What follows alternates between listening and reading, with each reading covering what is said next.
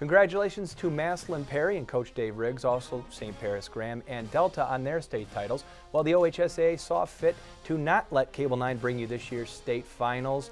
We're going to have to do as so many wrestlers do and live in the past. Brian Brakeman is in the studio. We're going to bring you a special 2-hour Ohio Wrestling Greats extravaganza right now.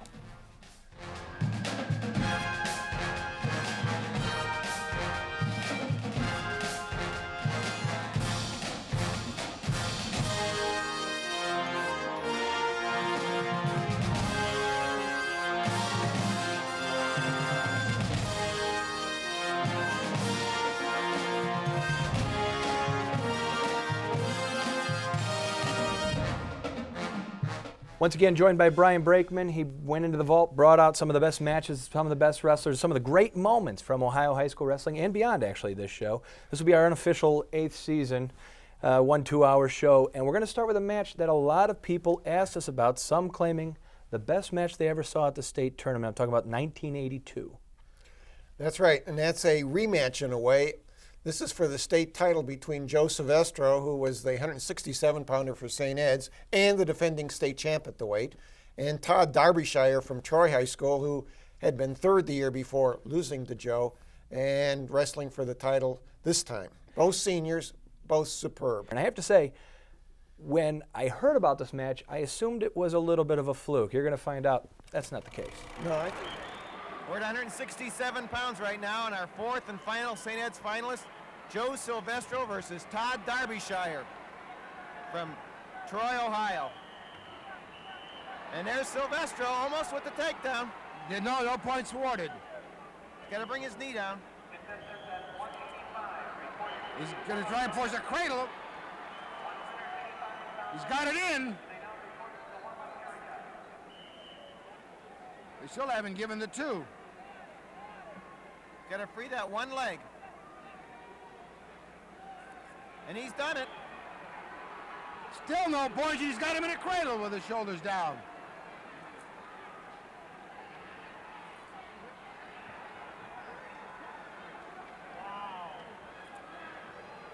And Derbyshire gets the takedown and a 2-0 lead. I will confess, I think Silvestro had control there for a while, but I would have to agree.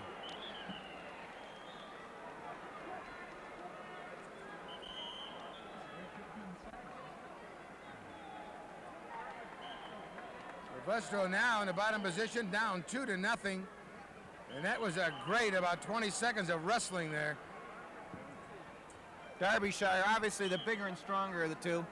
That's where he gets his nickname, the Resident Destroyer at Troy.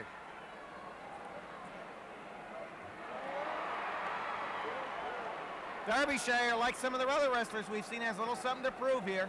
He lost to Silvestro 7-6 in the state semis last year. That is the only loss in 2 years of competition. He ended up finishing third last year. Silvestro went on to take the title.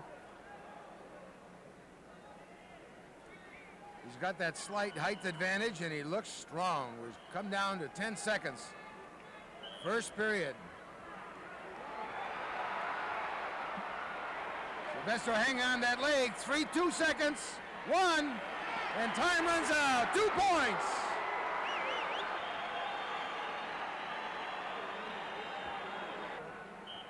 Silvestro took the top position.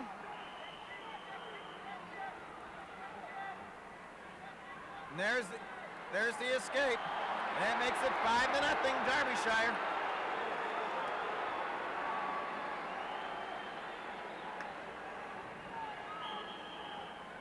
It's 5-0. The crowd's going wild here, aren't they?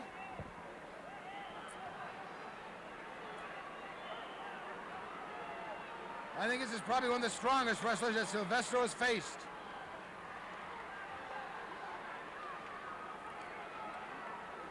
Still no takedown.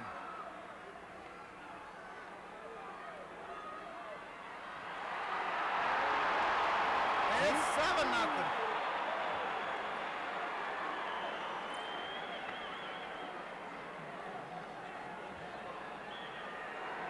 And he's trying to turn him. Minute 9 to go. He's got it deep. 9-0 now.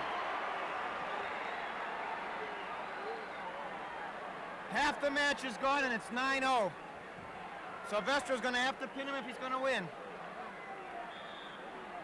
Complete domination by Derbyshire, a senior from Troy.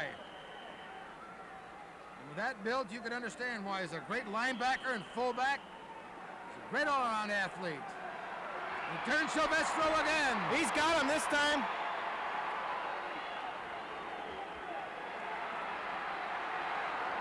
"27-second showing.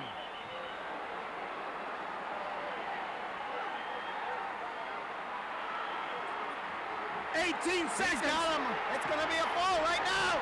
He's pinned.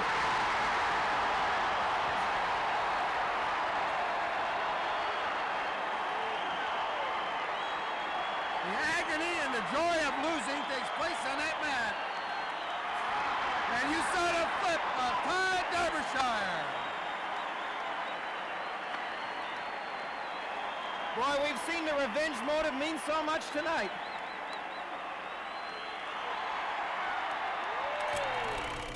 Now, I have to say, with all the talk of that match that we came across online, I assumed it was a bit of a fluke win. This Derbyshire was a heck of an athlete. Well, when they met in the state semifinals in '81, Silvestro won 7-6, in which I thought was really a superior match to this one in many ways. And Joe kind of outslicked him, if I say, the Eds on their feet kind of thing. Once he didn't get the referee call in the first period, where he didn't get the 2+2 in the 4-point lead, it all came apart pretty quickly. Now, whether that would have made any difference, I'm not so sure. Derbyshire was a beast, and there's no two ways about it. And as long as we're talking about Ohio wrestling greats, few had a better resume than Bay's Mike Deanna. Here, we're going to catch up to him his sophomore season, entering the second period, trailing this match actually 4-1. We're here in the second period of the 145-pound bout with Jimmy Perko of Normandy in the top position, wrestling the super soft from Bay Village, Mike Deanna.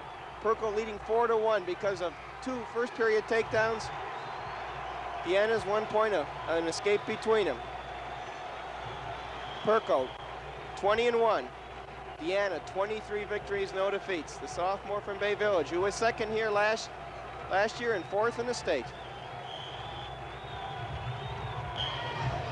Referee Bernie Rye awarded Deanna an escape right there at the edge of the mat. That cuts the gap to 4-2 here in the second period. Perko, 3rd varsity year from Normandy. PD All-Scholastic 2 years ago. Twice Pioneer champ, 3-time sectional champ. 4th in the district and 5th in the state last year. Impressive credentials. Deanna, sophomore too. And what can you say about a boy who finished 4th in the state as a freshman last year? Deanna has his back to you now.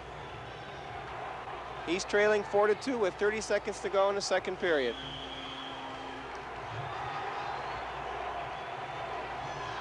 Perko has been awesome in this tournament. 2 falls and a 14-3 superior decision. Looks sensational. And now Deanna's taking him down to tie the bout.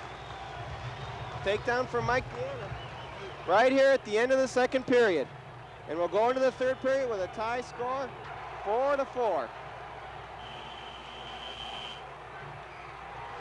Deanna starts the third period on top, but lets him go immediately, giving Perko a 5-4 lead, but Deanna's looking for that takedown to take the lead himself. Third period.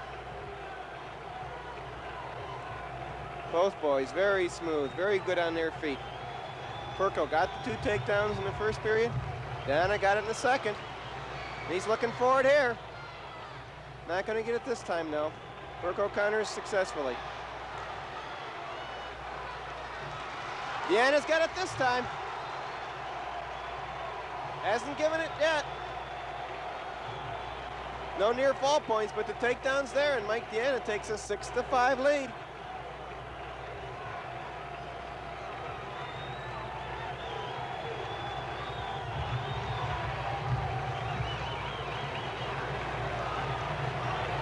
Deanna seems to be getting stronger here in the later periods. Down to a minute to go. Perko straightening out there. He's got the escape. It ties the bout, 6-6.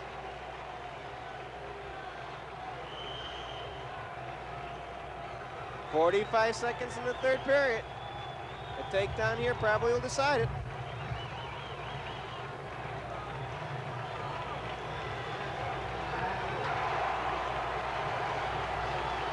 Deanna trying to carry here, he doesn't have it. Down to a half minute.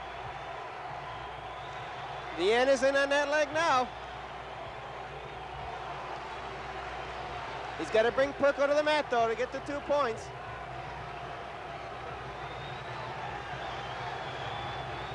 Hasn't done it yet. Perko reaching back for that leg. Deanna's got it. He's got the 2 points. It'll make it 8-6. That should decide it. It does. Mike Deanna's going to win.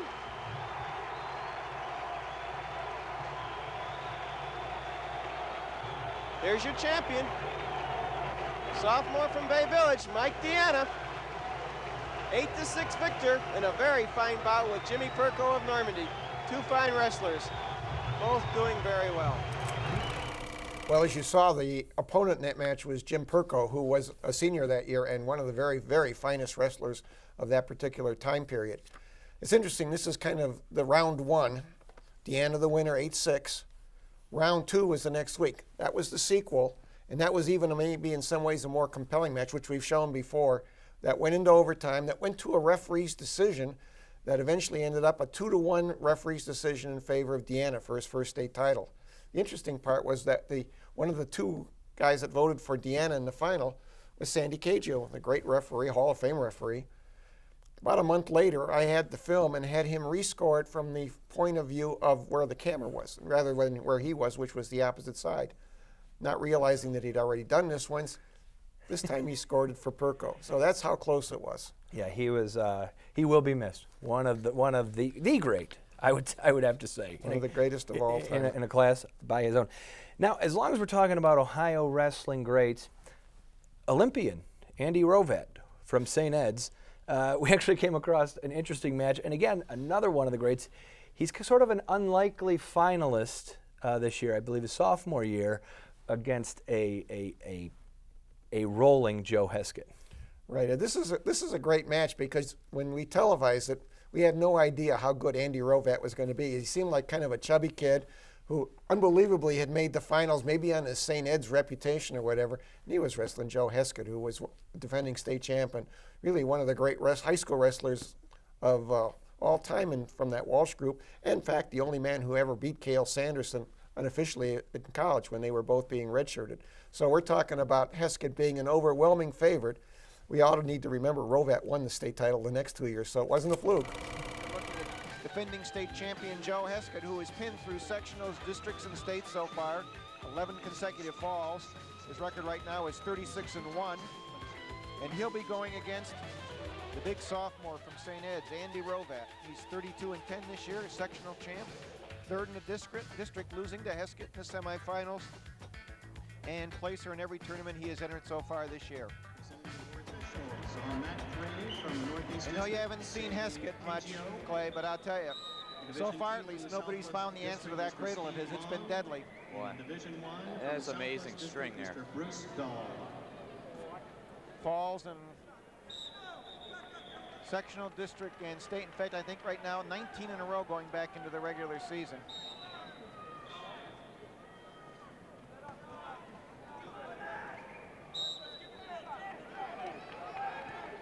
Heskett, of course, pinning Jeff Bucher in the finals last year. In the second period, Bucher now starting for Ohio State at 142 pounds as a true freshman. He's got a little bit of a future there for him, for himself.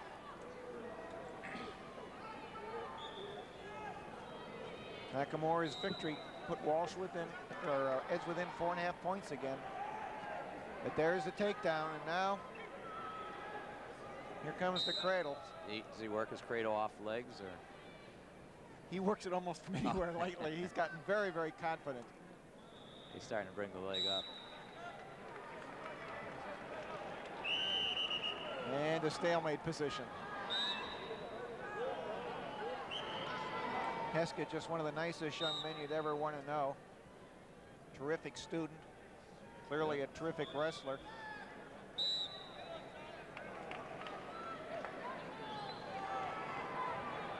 got the cradle in. And still not able to do it. Half a minute to go now. Robot, I'm sure schooled by John Heffernan and the entire St. Ed's coaching staff to try and stop this.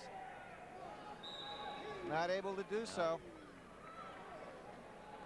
I don't know, is that the, I can't tell whether the shoulder, he's shaking that shoulder loose. 13 seconds. Now he's starting to slip down and out. Now he's got the knee in the back. He'll bring the other shoulder down. But he won't have time here as the first period ends. Heskett leading 5-0. Heskett took the top position as well. Clay as well, he might. And right back in that cradle. He's good with it.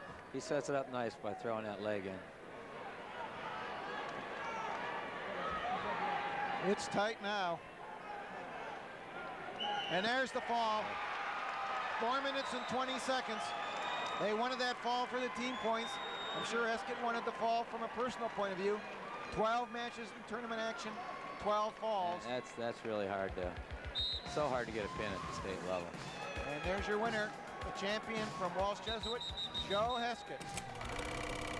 Joe Heskett, of course, maybe the greatest cradler of all time, but you say in high school there may have been one better. I'll tell you, Glenn Musser was one of the great cradlers. I know when he went to wrestle Greg Olinsky in the state, they were terrified of that cradle. Now, Olinsky wouldn't even go on the mat with him. He took him down and got far away as he could after that.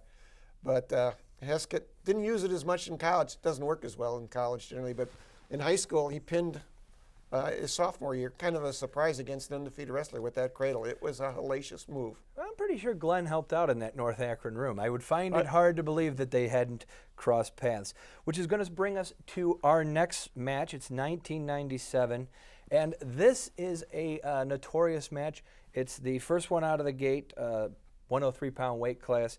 A freshman, Harry Lester, is already off to a hot start, but he is going to meet Brandon Hayes. Yeah, this is at the Medina final. Harry's a sophomore, a freshman, and Hayes is a returning state placer. And when they came out in the mat, the thing that struck me, and may not be quite as evident in the tape, is how much bigger Brandon Hayes was than Harry Lester. And that played, I think, a role, as you'll see when you look at this. This was Harry's, I believe, perhaps his only high school loss. But take nothing away from Brandon Hayes. He was a three-time state placer himself. Number 1 seed, Brandon Hayes from Ravenna High School. He was 5th in the state last year, and he comes in with 11-0 record. And he'll be going up against the freshman sensation, Harry Lester from Cauga Valley Christian Academy. Harry, 12-0 already this year with first places at the Ironman and the Hudson tournaments. First match of the night, and there's a real physical difference between these two boys.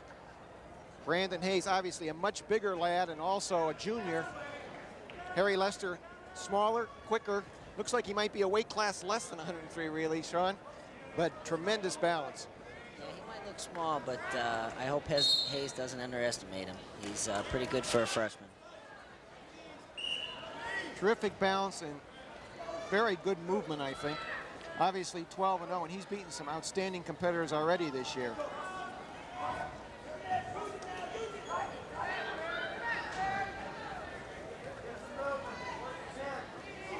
Odd that we would see the taller guy underneath the littler guy.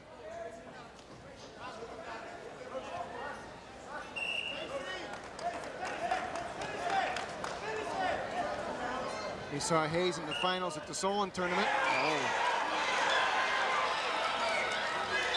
2 for the takedown, and he's going to get back points. And that was a move that depended on size. Oh, big time. We call that the Merkle. But Hayes, or Lester, pops right out. But he's down 5-2 with 45 seconds to go here in the first period.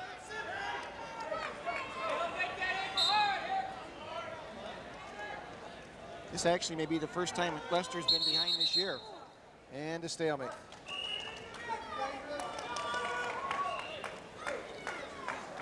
Hayes winning at the Solon tournament, beating John Novak of St. Ignatius, looking to step over here. Be real interesting to see if how Lester handles this, being a freshman already down 5-2 with the first period coming to a close. And now it's 7-2.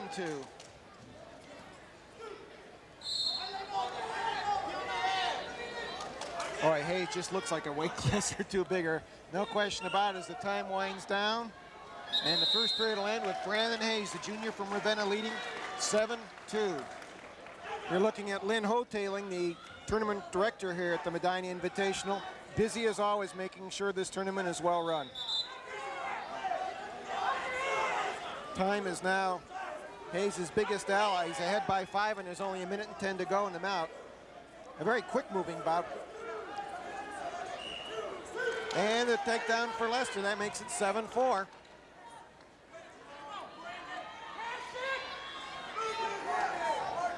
Again, apparently not willing to play the takedown game here. I don't think after that first move he has the confidence that he needs. Yeah, now he's going to do it. 40 seconds to go. It's 8-4. He needs a throw here. He needs something big. 2 + 2, 2 + 3 kind of thing. Hayes got off to that quick 5-point lead, and he's made good use of those points.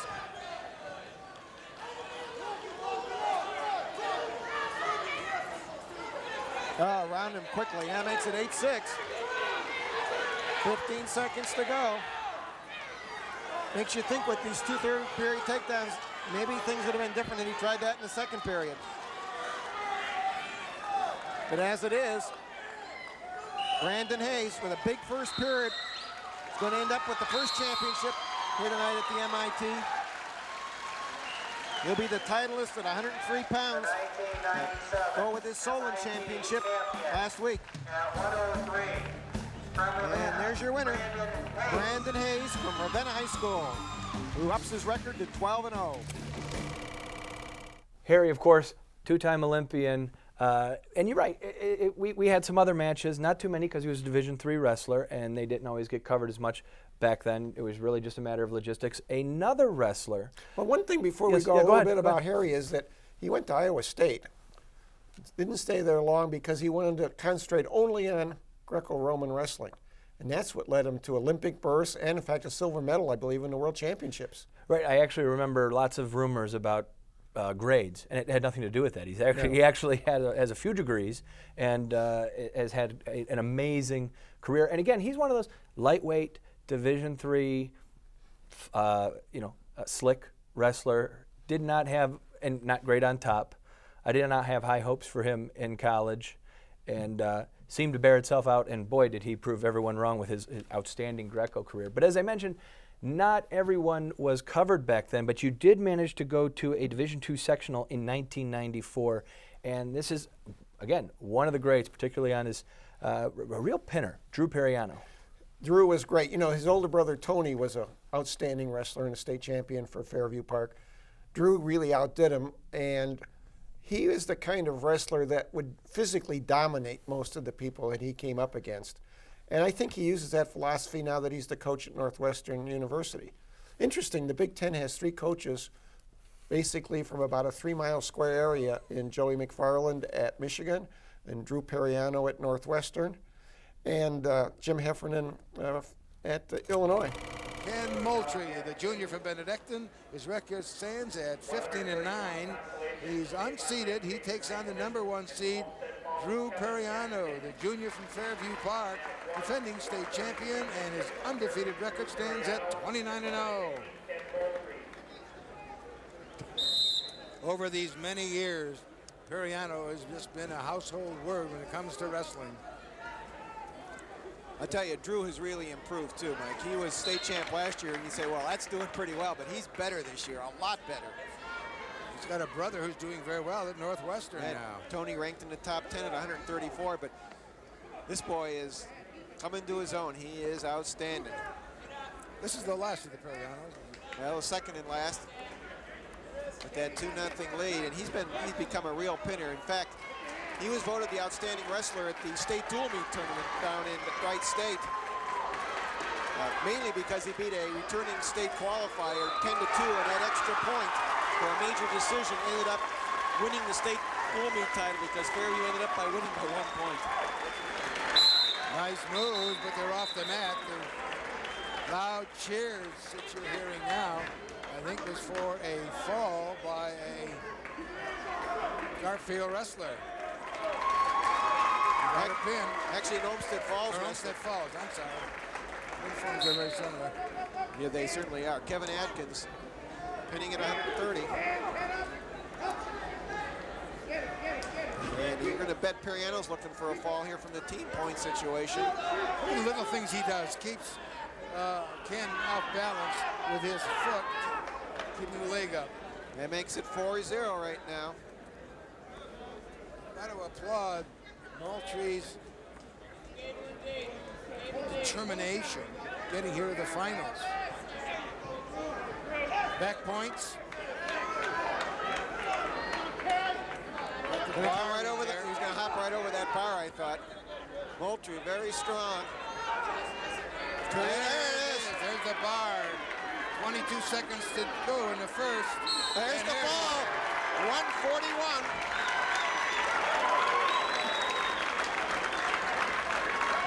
Two quick falls, Mike, at 130, both consolation and championship. And he's your champion, and his record runs now to 30-0.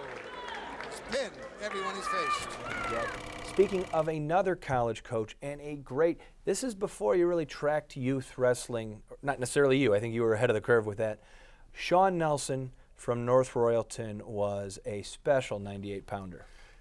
He was a special wrestler all through his career, and I don't think he got the credit because his career exactly matched that of Alan Freed. They were exactly contemporaneous.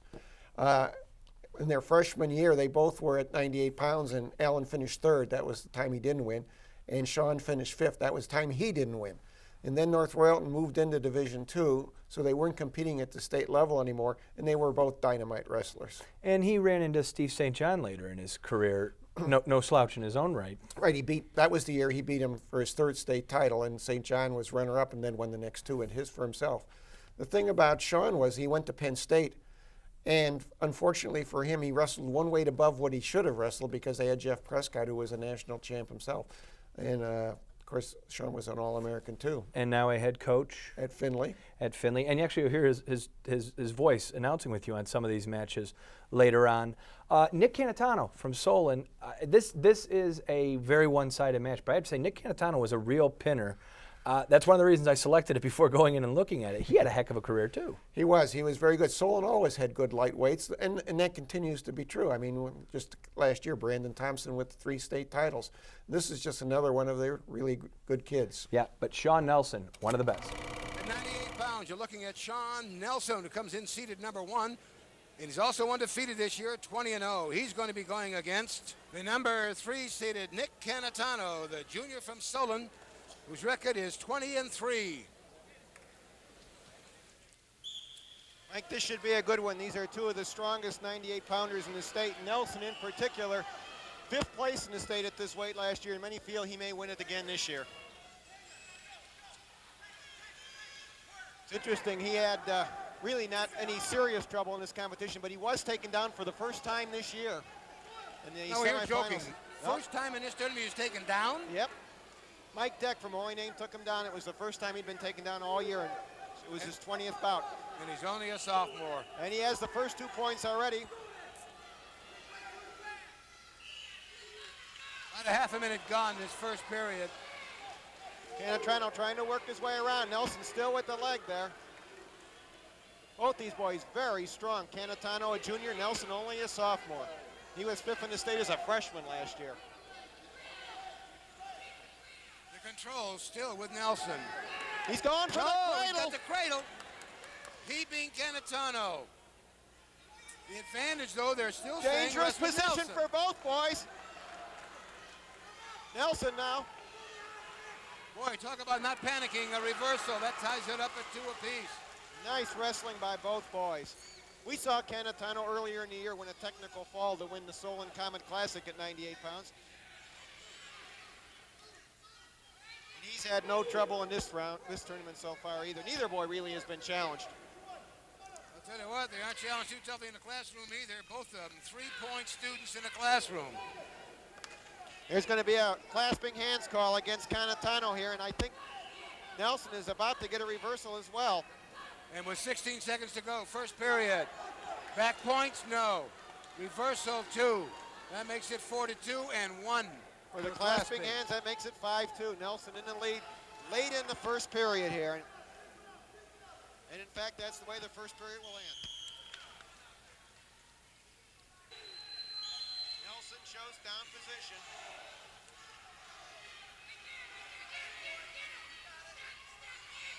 Nice step over by Canatano, still holds the position.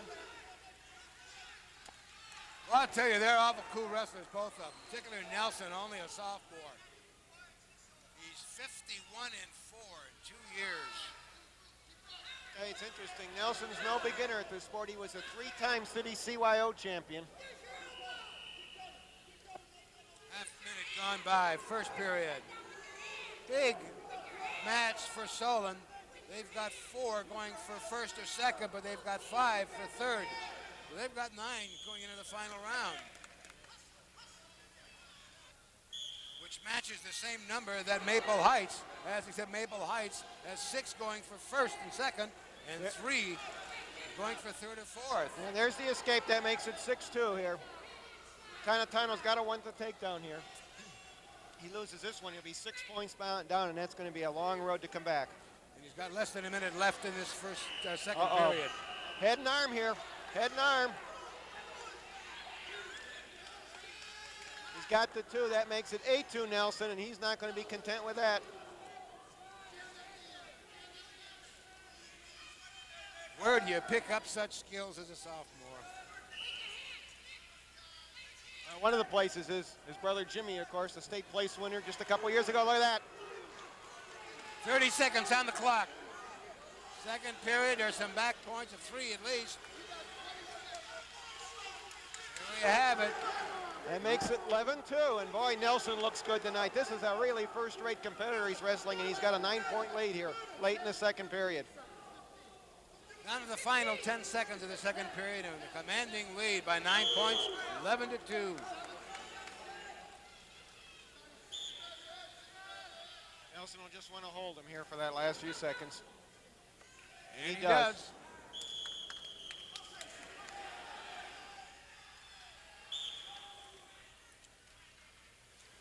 Nelson in the top position to start the third period. Oh, my. Oh, yes. Power move there. Look at that.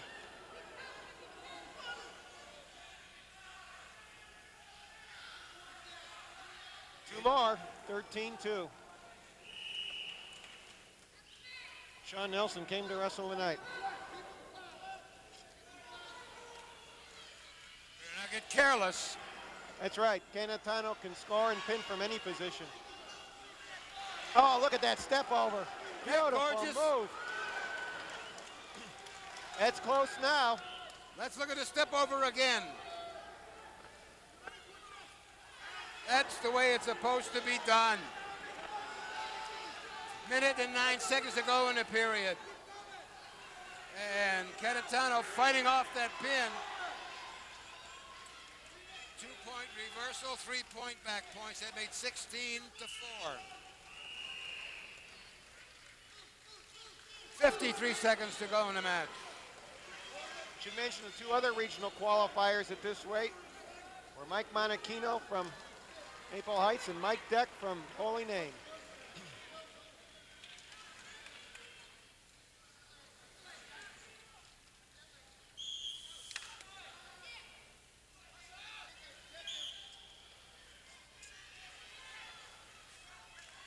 Nelson with the turn. Canatano was really going after him, but he got himself in a little bit of trouble here. Reversal near fall up, making a technical fall, and he's got it. Right now. That's it. 20 seconds remaining. That'll be enough. That makes it 18-4 with the reversal and 24 for the back points, and that'll be it. My goodness, devastating performance by Sean Nelson against an exceptional competitor. He wins on a technical fall, 20-4 at 5:48. Well, from the little guys, we're going to go to the upper weights now. And again, one of the all-time great 1987 state finals, Rex Holman versus Tom Randolph from Wadsworth. It's interesting, the Randolphs had a long reputation at Wadsworth. Bart was another state finalist kind of a deal. But Rex Holman was kind of special from Upper Arlington. He was a 2-time state champion. He beat Mike Buddy very badly one year at the Brunswick tournament. I did not know that. Of course, he was 2 years older at the time. And of course, he was a great college wrestler as well, national champion. Interestingly enough, he became the coach at New Albany High School, which was the time when they had their good teams. That's kind of gone down drain once he left. But he sent me a note one time. One of his wrestlers, I said, was a hanger-oner and so slow-moving in a way that he bored the other guy into defeat. Sent me a long note saying I didn't understand the subtleties of riding, didn't understand the methodology and strategy that was needed.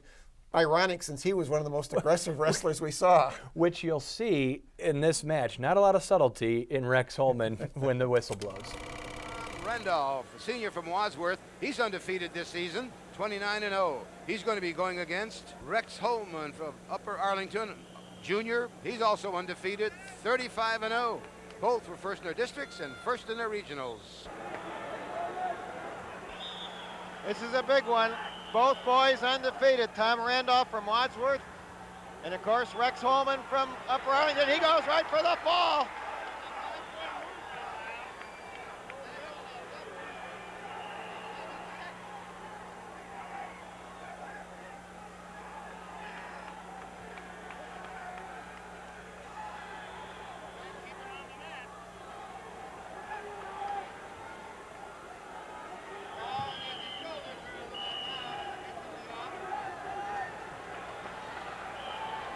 Holman stepping back over. It's close. Official's in the way right now, but I don't think we can get him to move.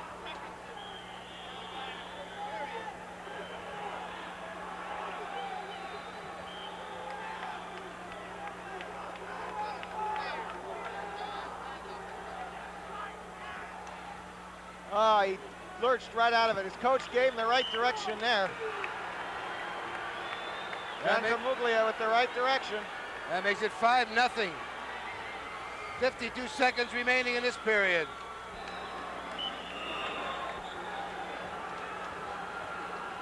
Holman, this is the 4th year Holman has been wrestling on Saturday night at Columbus. This would be the first time they'd win. Scott Holman was twice runner-up. In fact, lost that dramatic throw to Interlead in the last 30 seconds 2 years ago. This boy was upset in the semis last year. And boy, what a family for upperweight wrestling. And there's the escape. That makes it 5-1.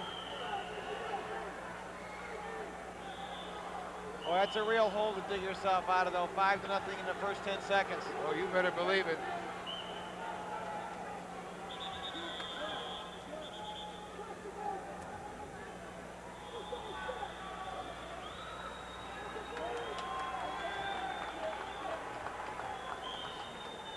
One point for Holman.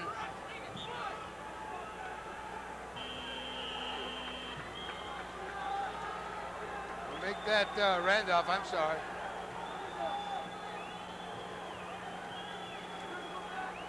That makes it 5-2, and that's the way the first period will end.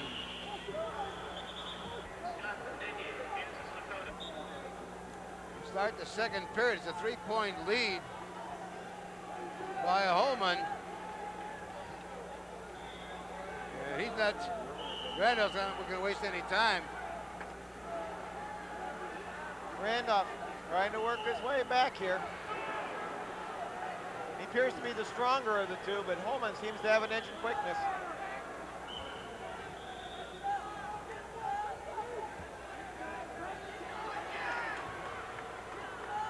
Doesn't have it yet.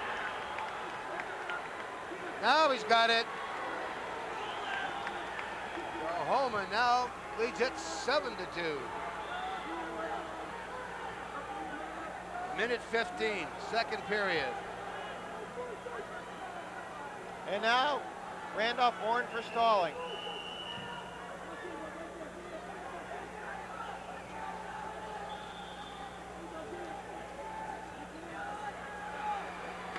Seven, 3. 55 seconds left in the second period.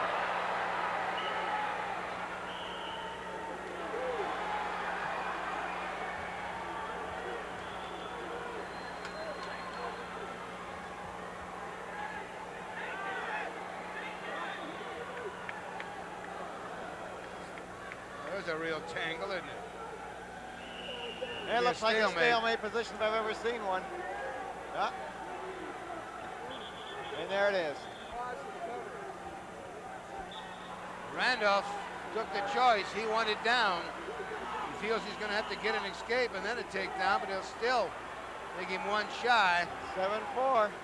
This boy, captain of the football team, Tom Randolph is. His younger brother, Matt's the heavyweight at Wadsworth, had a very successful year too. He's a regional qualifier. He's used to coming back here. Wadsworth's wrestling program has really been revitalized the last couple years. 3-4 years ago, they really weren't too tough, but boy, they really have gotten strong, and this boy's been one of the leaders. Randolph warned for stalling, and that makes it 8-4 Holman.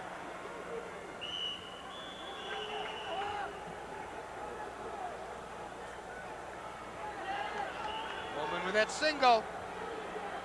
Trying to fight it off is Randolph. Still on the mat, but no points. Now they're two. No. Yes, they gave it to him. Holman's lead now is 10-4 with a minute remaining. Brother Scott, an NCAA qualifier at Indiana. This boy may even be better. Only a junior. Joe Bryan at 185 in the consolations. Won his bout for third place, 5-0, and that'll give Ignatius the second place trophy by half a point over Nordonia. 10-5. 35 seconds left.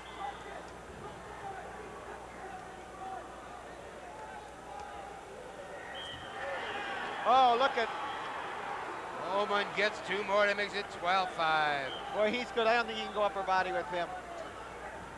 Oh, he's awful strong. Final 15 seconds.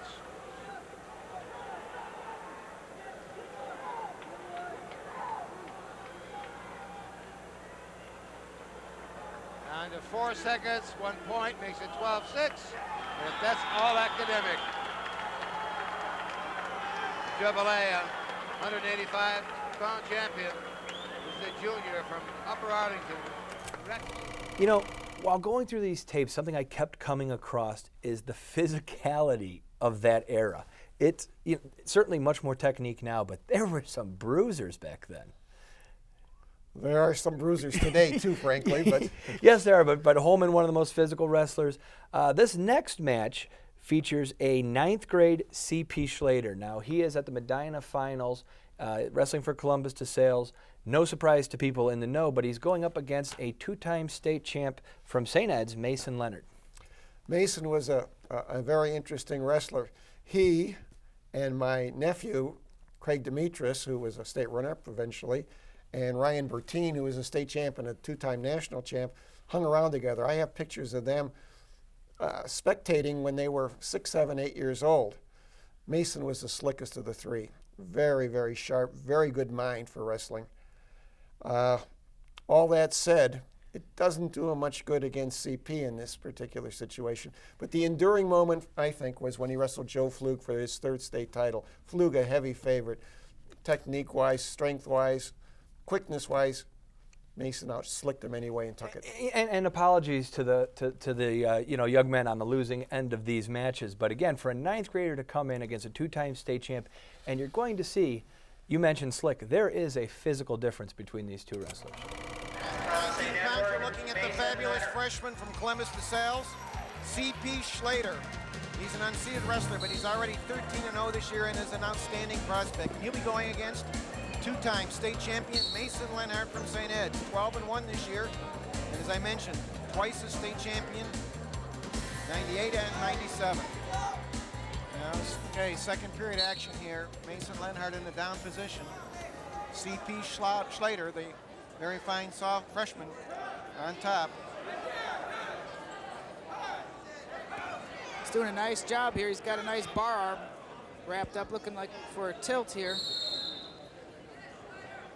I'm very impressed with Slater's size for a freshman.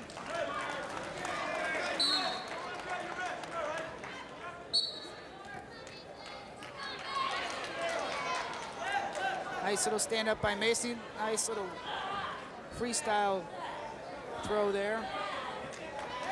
Kind of a crotch lift position.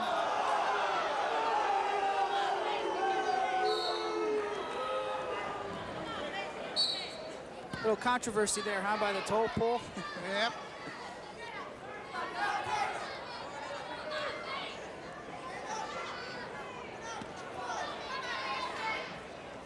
Mason again is in that position where he can get tilted. Slater's got it in tough, nice and deep. Just keeps elevating. Mason's doing a great job of countering. He's trying to sit up on him and get his hips loose. Now he got it. He's got it.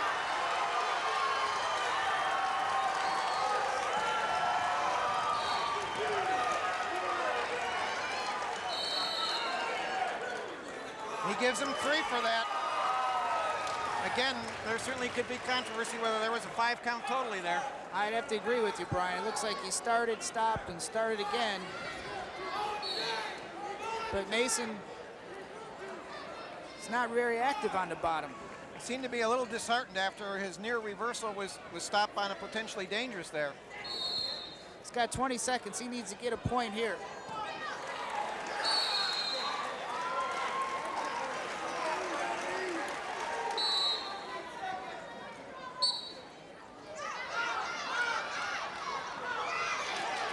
It looks like he might get one here. No, Slater stays right in there.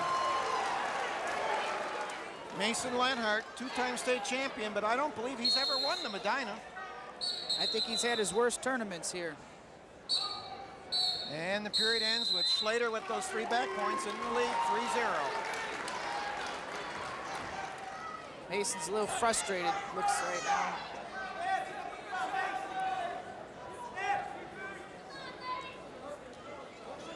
Having never won this tournament, he probably never wants to come back to Medina. Well, he'll not have to worry about it again.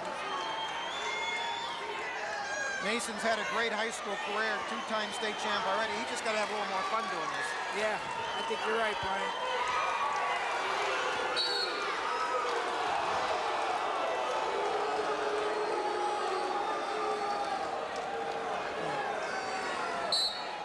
Little controversy on that takedown almost for Slater there on the edge of the mat. Pretty much irrelevant, though. It's 4-0, and it's not going to change very much, I don't believe. And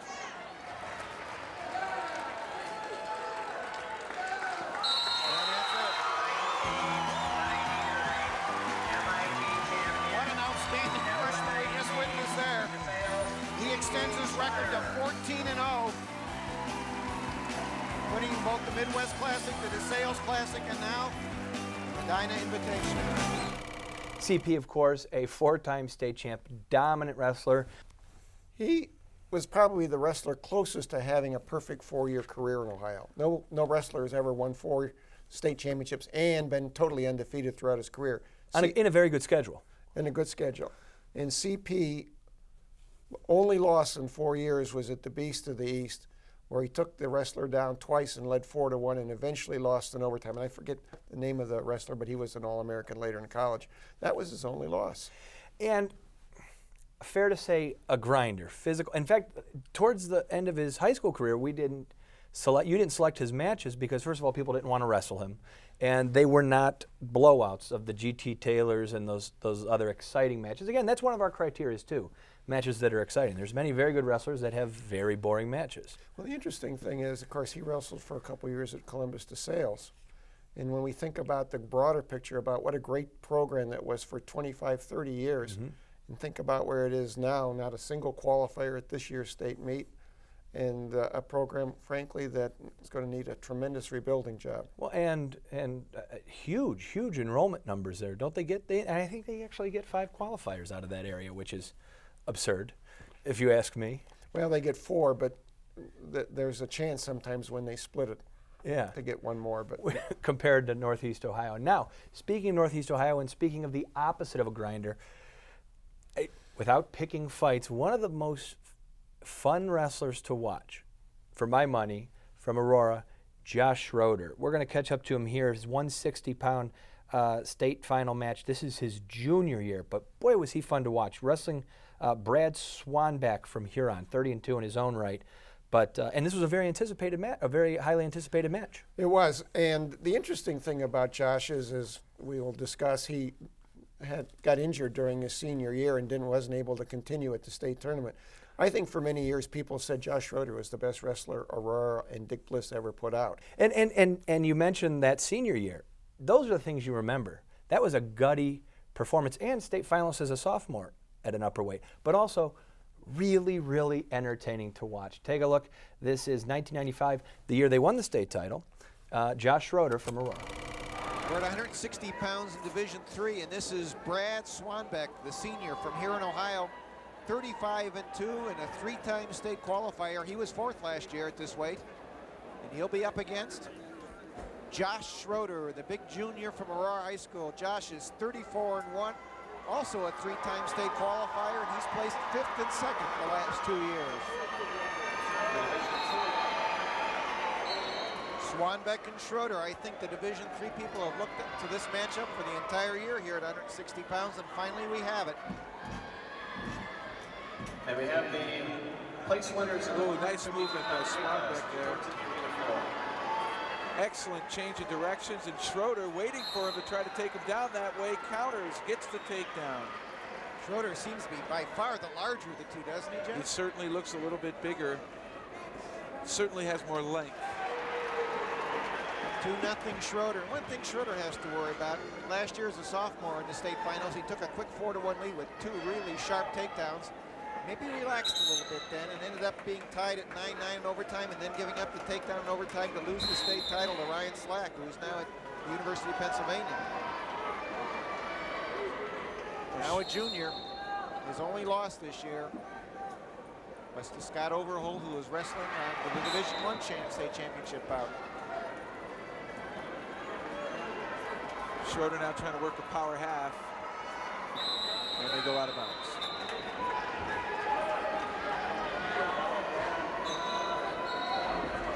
Good look at Brad Swanbeck there, and the escape makes it 2-1 with 40 seconds to go.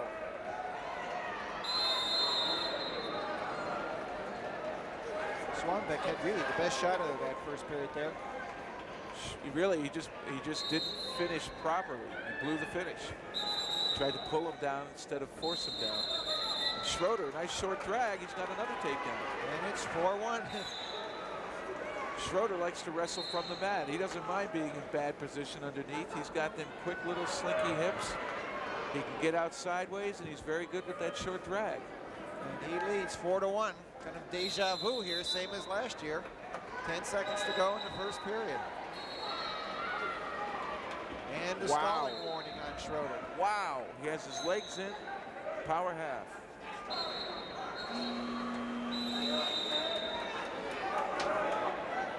He's going to get hit again if he's not bringing him down. There he goes. And the period ends 4-1 Schroeder. There's Coach Dick Bliss. He's got to be a happy man, 2 in the finals and the state team title wrapped up. Third period action here. He started in a neutral position. And Schroeder just showing those uncanny hips.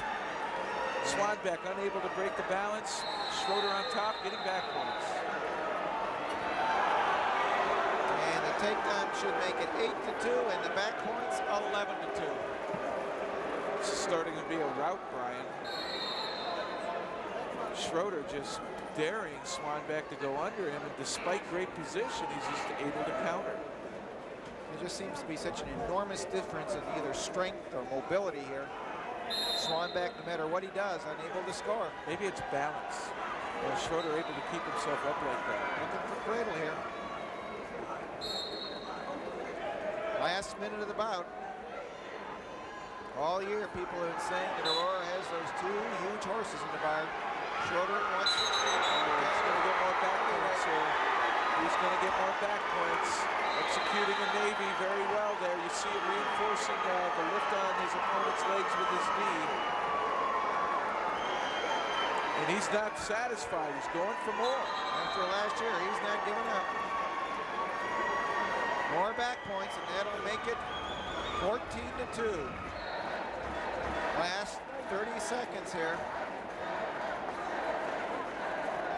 Josh Schroeder in total control.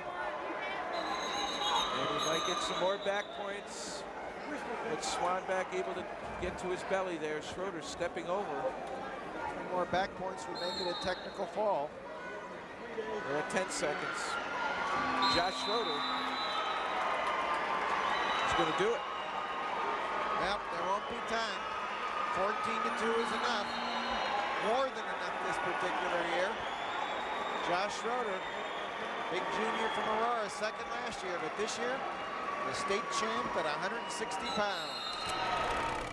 It's interesting when you talk about Josh Schroeder, if there were more wrestlers like him, rather than so many of the 2-to-1 scores we see nowadays, wrestling would have a lot more people in the stands, I'll tell you that. I agree, and it makes a long season shorter. We kind of got on this with CP and some other wrestlers, and CP's not a fair example, but there's other wrestlers that sort of wore out in college, and I think when you wrestle the same match 2,000 times, it's not as fun. And I think a wrestler like Josh Schroeder, to a different extent, Johnny McGee, they're much more fun to watch, and I think it's more fun to participate in those matches. I'll tell you, if we had all John McGee's, we'd be out drawing basketball. Yes, we would. Our next match, 1980 state final. These two wrestlers met in the sectionals, in the districts, or was it the districts and regionals at that time? It's hard to keep track. District, yeah. Okay. St. Joe's matches up against St. Edward's. Paul Bartolone against John Zingalis. The interesting thing about this is that these boys wrestled a fair number of times, Bartolone winning, I think, just about all of them. He's a 2-time state champ. But the interesting guy, not that Paul wasn't, I guess, was John Zingalis, who was kind of crazy and did not fit real well into the Ferguson mold all the time. He kind of go off in his own direction. And as you see when you watch this match, he was very dangerous. Yeah, exactly. Bartolone had won 2 weeks in a row. Really has his way early on, but stay tuned because it's a heck of a third period. Both boys primed for this 145-pound championship match. That's Bartolone on the left in the white and blue. Zingalis from St. Ed's in their white and yellow uniforms here. Bartolone with the long wrestling togs. Both boys only juniors. They still have another year to go. Bartolone in with the takedown and a quick 2-0 lead.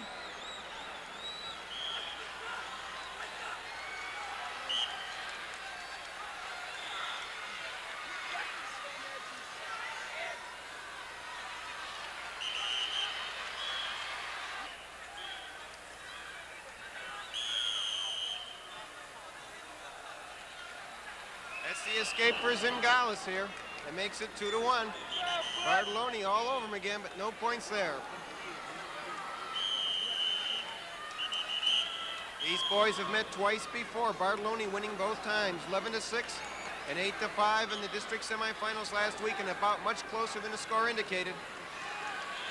Bartolone taking him into the center there. Bringing him down now. No points awarded yet by referee Bill Orr. Bartolone trying to pull his head out there. Still no points awarded. It'll be a stalemate if he doesn't work a little bit quicker with that head. Still no points. Zingalis bails out finally, and there's another takedown for Bartolone that makes it 4-1 and timeout called. We're starting second period action with Paul Bartolone of St. Joe's leading 4-1 and in the top position. Bartolone completely undefeated, 34-0 this year. 35th victory would be for the state title. Last year he finished second to Ricky Horton, losing a heartbreaking 7-6 decision at 138. Right now he has a comfortable 4-1 lead here early in the second period. Zingalis from St. Ed's. Right now, not even getting to his base as Bartolone rides the hips, and there's a stalemate. 15 seconds gone in the third period. No advantage yet.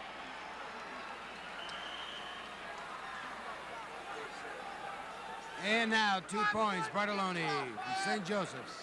And makes it 7-2 now, and it's starting to look a little bit like a runaway here. Good look at John Story, the head coach from St. Joseph's.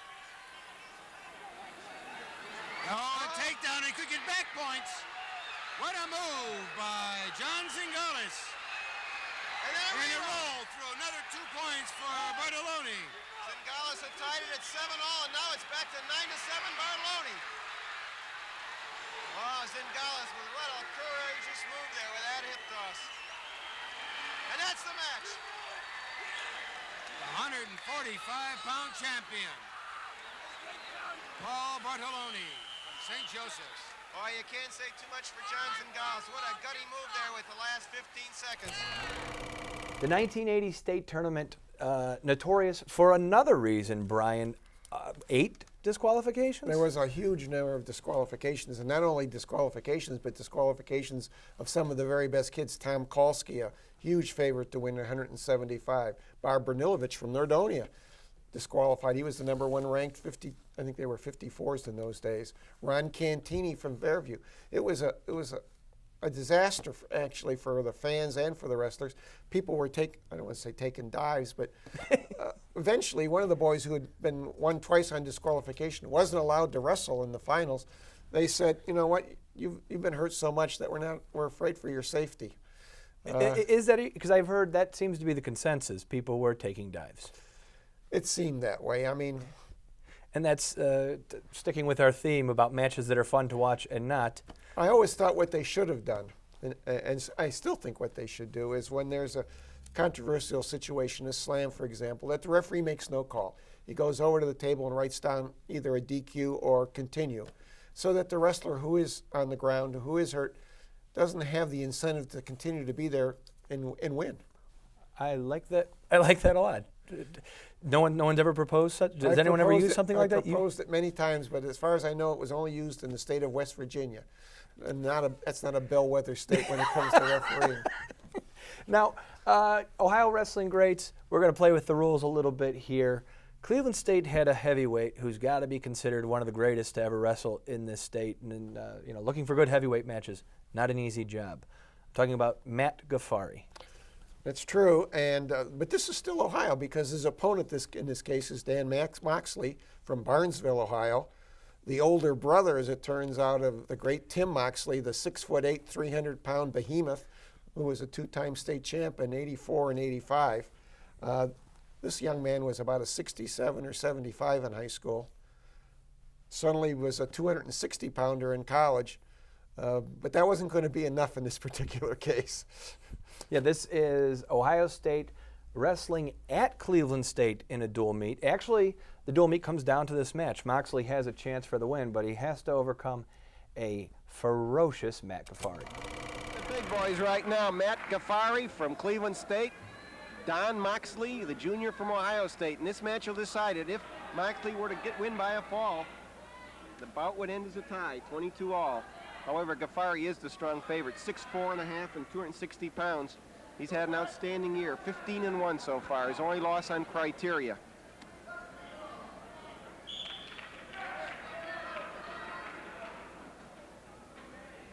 Coming here to Cleveland State from Farley Dickerson.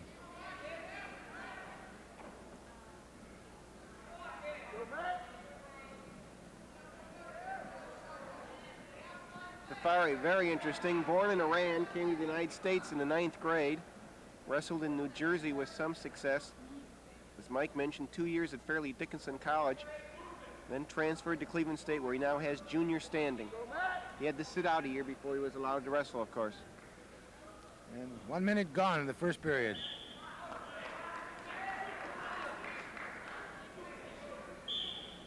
His personal coach is the great CSU and North Olmsted wrestler Tim Payne. That's a warning against Gaffari.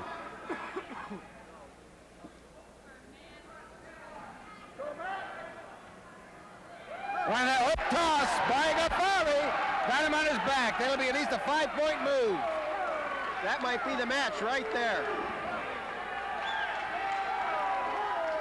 Still not pinned, but he's got 265 pounds to lay on Moxley. It's a 5-point move. 5-0. Now he'll just try and turn. 1:26 to go in the first period. Moxley about 6'1", 240 pounds, but he looks a lot smaller than that right now.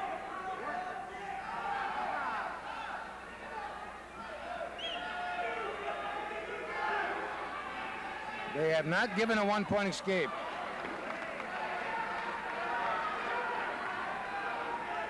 Looking for that spiral. Minute to go. I don't think he's going to bother with the nicety of that. He's just going to try and turn him. You're that big, you don't have to. There you see, 16-22, the team scores.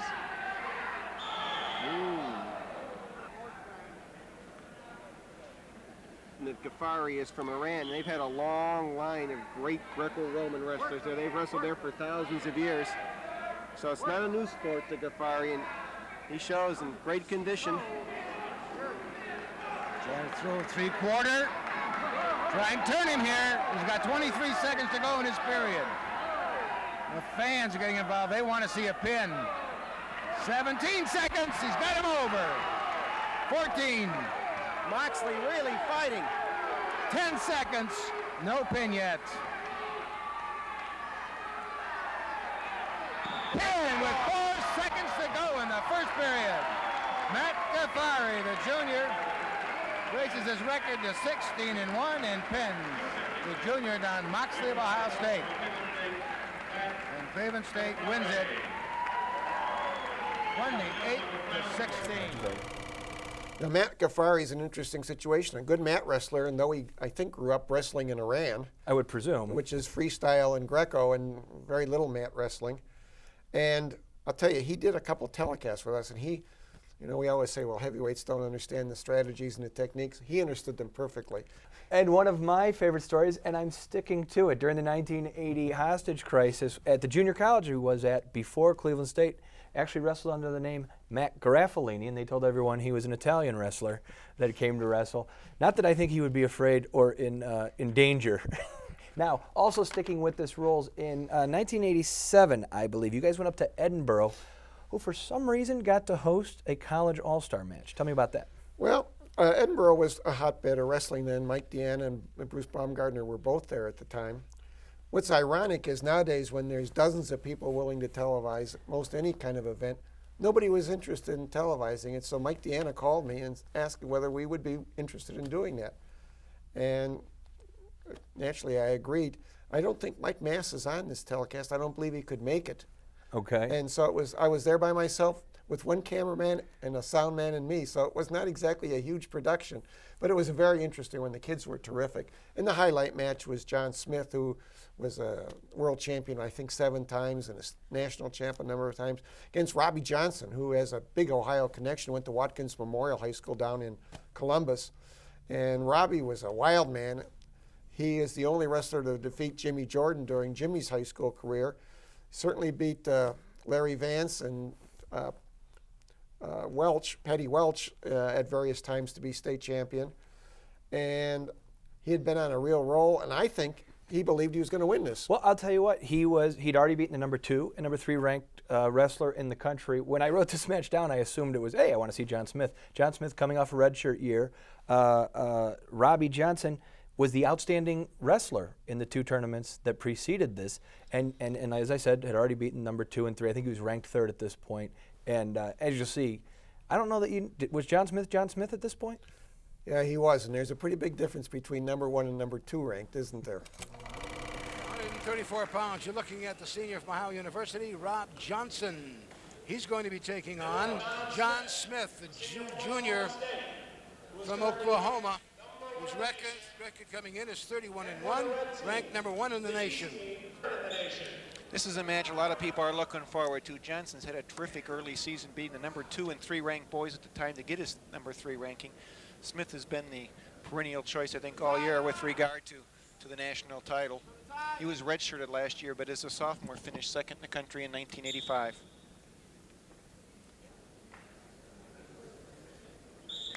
Smith's left hand is heavily taped but I'm assured that the injury is not really very serious. Smith. Oh, what a flurry there. He still doesn't have it, but he does now. And that makes it 2-0 Smith with 2:27 to go in the first period. There it is. Use it.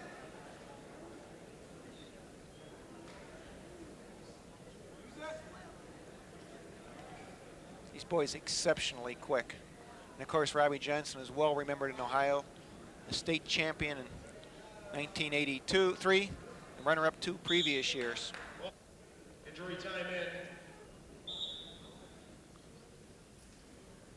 Johnson right now 24-2. He's a transfer from LSU where he had a 53-17 record down there, and he was twice a NCAA Division I All-American. He's out, and that makes it 2-1. Crowd getting into this bout already.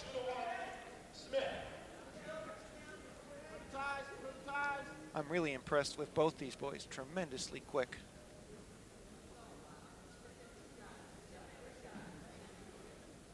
Minute and a half to go in the first period. Smith leading 2-1, and look at that move there. He doesn't have it. Nice wrestling by both boys there. It's still 2-1.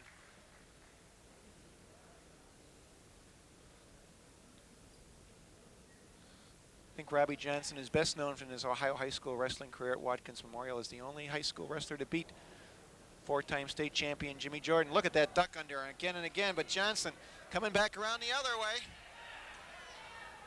And Smith gets the takedown, 4-1. He just kept on moving.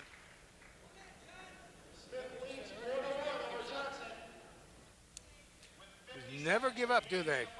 These boys are both exceptional. Looking for the tilt right there. Mentioned that Johnson is from Watkins Memorial High School near Columbus, Ohio.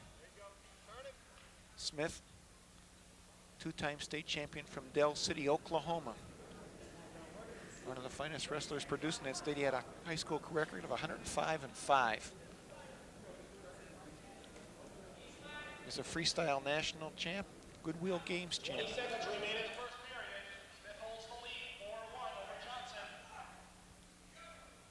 He's a 4th-year junior at Oklahoma, which means he'll have 1 more year of eligibility. So he will be competing nationally twice more. Here's a stalemate, potentially dangerous.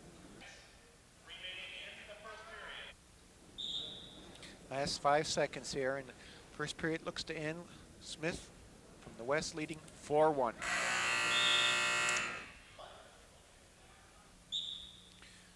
Smith took the down position and was given the escape that makes it 5-1. Again, notice how rarely college wrestlers tie up.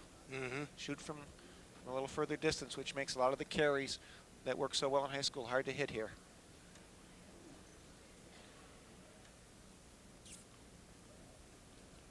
Tying up, and even if you try it, I'll carry the counter is right there immediately. Well, they just don't lean forward that much. Yeah, it's hard to catch them pushing forward in any kind of reasonable way. Whoa! Oh, what quickness.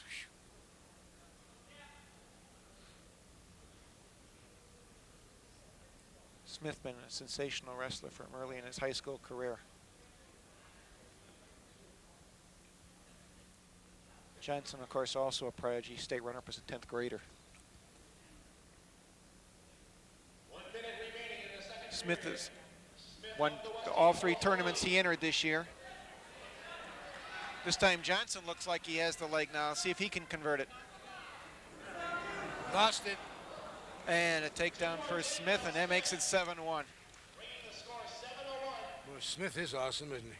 Smith, very tough. And you got to remember, Robbie Johnson was in 2 tournaments this year, won them both, and was outstanding wrestler in both of them.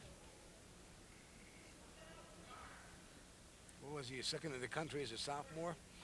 Smith, yes. And then he turned around and redshirted him. So he's a junior in wrestling. 20 seconds to go. Hit the second period. Last 15 seconds. Smith with the comfortable 7-1 lead. I can see how the rule change probably hurt him. He looks like a tremendous tilter. There's Johnson trying to back out with the escape. That makes it 7-2. And that's the way the second period's going to end. Johnson takes a neutral position. He doesn't want to mess with Smith on the mat, but he hasn't done too well on top either. He's been taken down 3 times. What a quick single. Boy, he just makes it look so easy, doesn't he? Oh, look. Nice counter.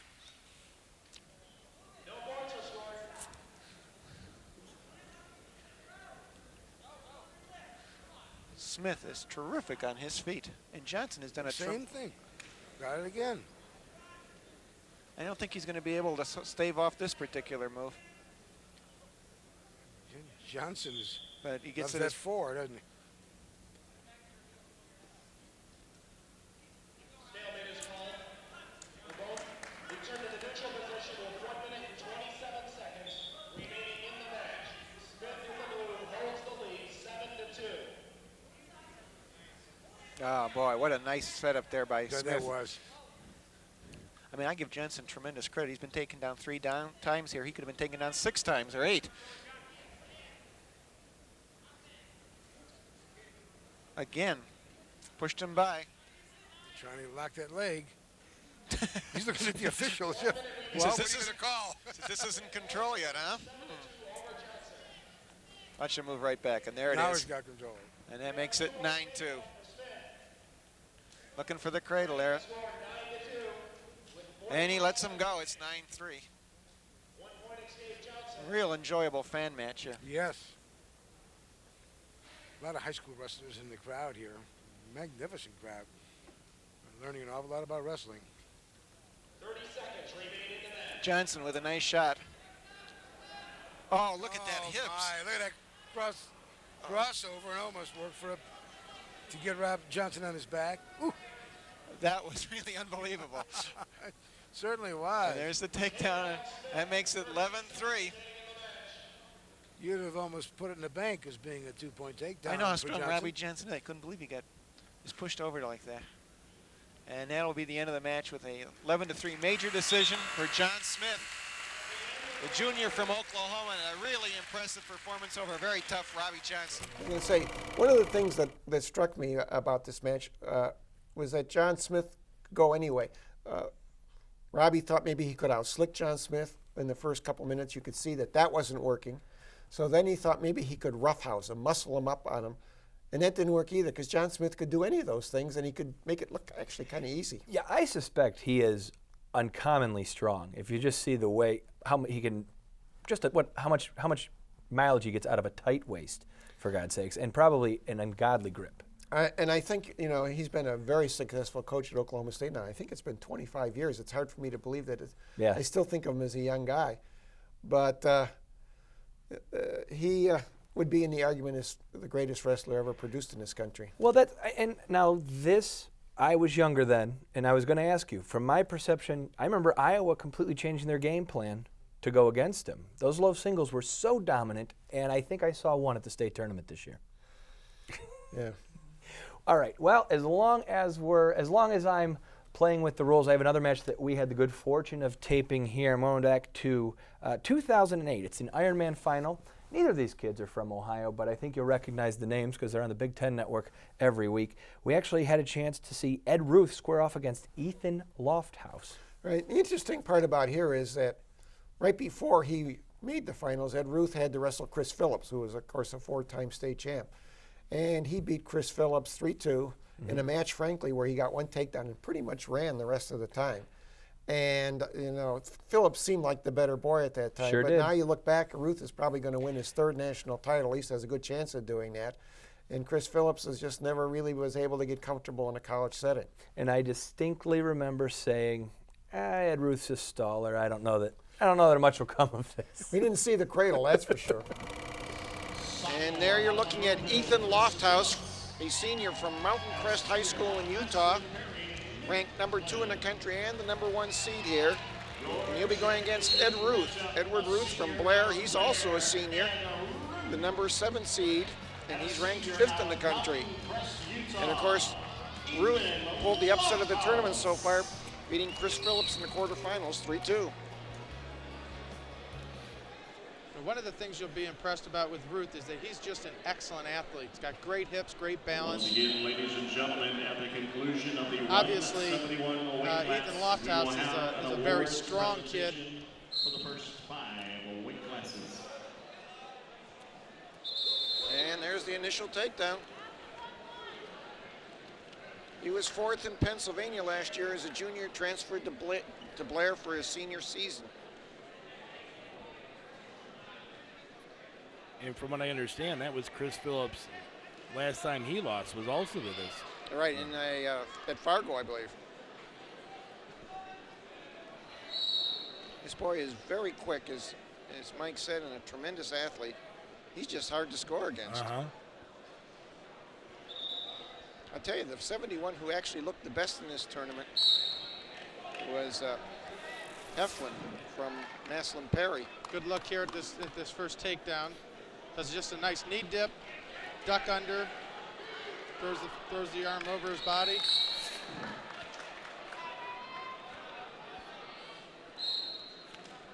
Good job here at riding. Good job of escaping too. And 2-1.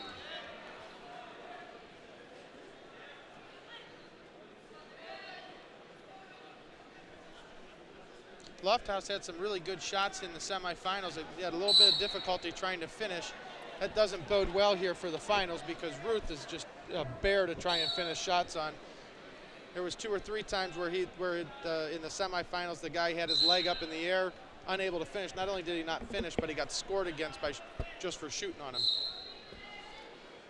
Well, Lofthouse has quite an impressive resume, as you probably noticed, Jeff. Yeah, I'm looking now. Not only is he a 4.0 student, but he's all-state in football, 4-time cadet All-American. Another good shot and takedown there by Ruth. Has 147 wins and 6 losses in his career. In some trouble right now. And in some trouble right now. His brother, Raider, is a 2-time state champion who wrestles a weight lower. Good shot here, a double leg, just a good blast double, put your head in the gut. Strength.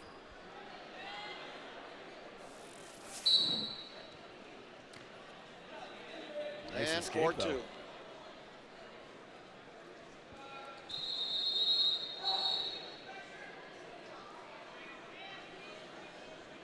You know, for the novice wrestling fan, Brian, many of them thought that Phillips would never lose and probably win 4 of these.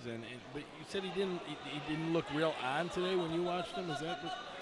That's the way I looked at it. And there's yet another takedown. 6-2.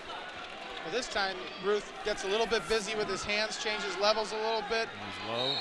He's got long arms and he uses them to his advantage. He's able to get to the legs when Lofthouse doesn't think he will, and then he finishes and keeps his toes in bounds. Very strong, right, Mike, to be able to pull that in like that. Strong, yeah, he must have real strong hands, too. Yeah.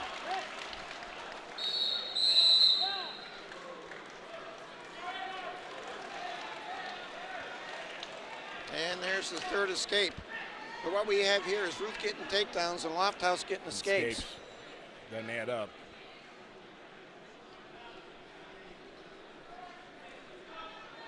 Yeah, when you're only getting 1/3 of the points scored, it's not good.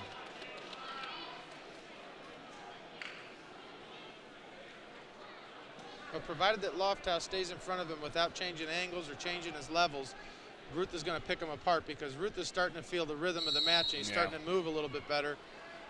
As his confidence grows, it looks like his speed gets better.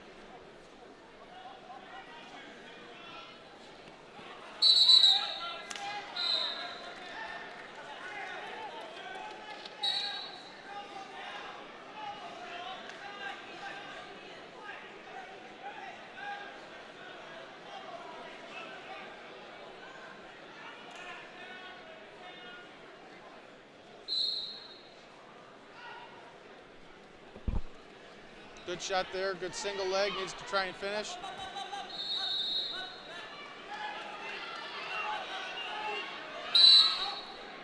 Unable to turn the corner there or pull him in bounds. So he gets to it. Unable to get around to the side before they go out of bounds. Good look at a coach who went a long way to watch his wrestler perform. And it'll be kind of interesting if Ruth hangs on to win this, beating the number 1, 2, and 5 rated wrestlers in the country. 1, 2, and 4.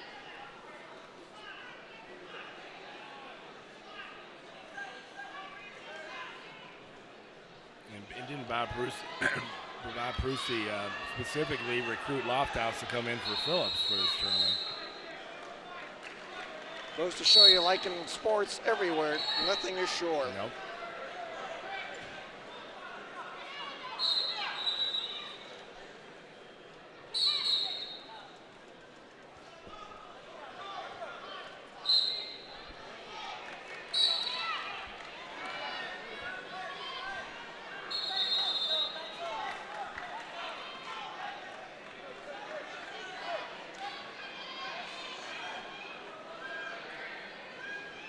Ruth gets to his feet, gets his escape point. 7-3 now.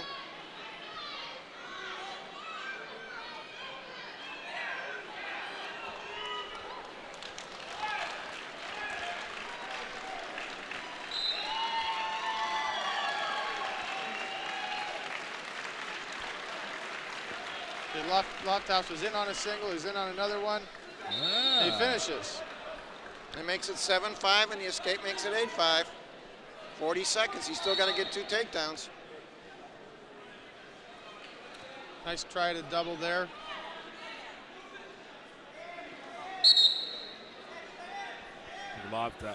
Ruth is now in the stall mode.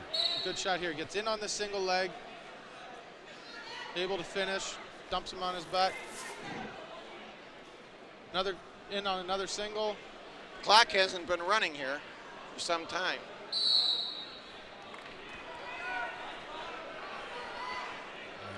They're running it now. Down to 17 seconds. Good shot there by Ruth. That's a good way to finish the match. Spot, right? Good job, good tournament. And he gets the takedown. 10-5, and who'd have thought it? Right. It's not how it was supposed to work out. Ladies and gentlemen, at this time, we need everybody down at the end of mat 5 that's sitting on the podium or sitting on the edge. Please clear out so we can have our awards presentation. Yeah, we thought we'd bend the rules and bring you that match, as it very well may be the NCAA final this year, and there's no shortage of those on some of those great Ironman finals that we've been fortunate enough to televise. You know, it really has made me appreciate college wrestling more than I did in the past, because you get to know the kids from the Ironman, and so it makes it more interesting when you follow them through their college career. Well, we're talking worldwide now. One of the biggest names to come out of Ohio is probably Gray Maynard, because of his success in the UFC. What do you remember about him as a high school wrestler? Well, what I remember more was that his father was a state champion for South High School back in the early 60s, and then moved to Las Vegas sometime in that time frame. And so Gray actually did not grow up in Ohio wrestling, youth wrestling. Came to St. Ed's his sophomore year, I believe. I remember that as well, yeah.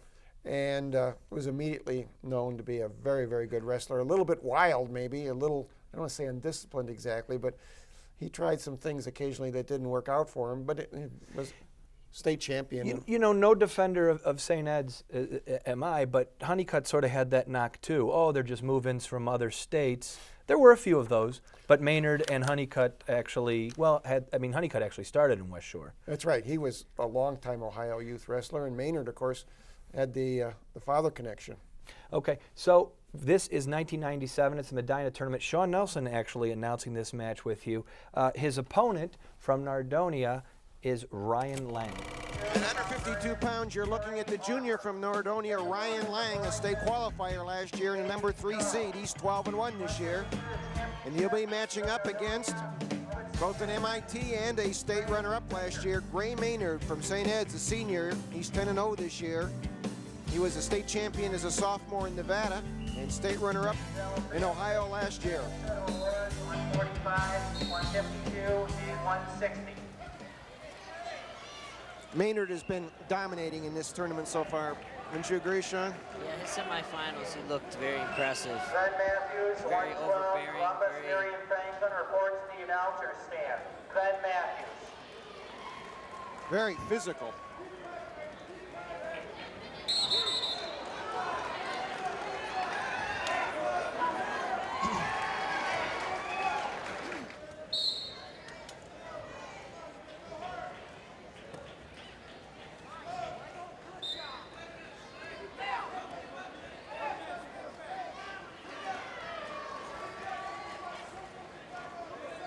Wow, that's just power.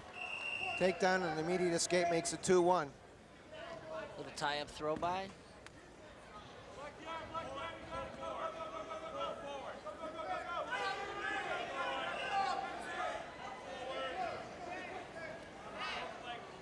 Lang, a very good defensive wrestler, but Gray Maynard obviously much stronger. And another takedown, and the escape makes it 4-2. That's been pretty much Maynard's pattern. Take him down. Let him go. And he's racked up some pretty big scores doing that. 21-5, 19-4, 22-9, and he had a fall in there as well. But there's been nothing close. Shows some good stamina if you can do that. Right, he works a good 6 hard minutes every match.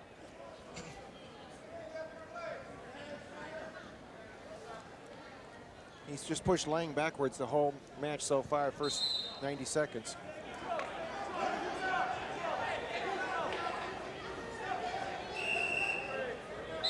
I mean, we just haven't seen Lang take an offensive shot yet. Now, Lang seems to be a little intimidated.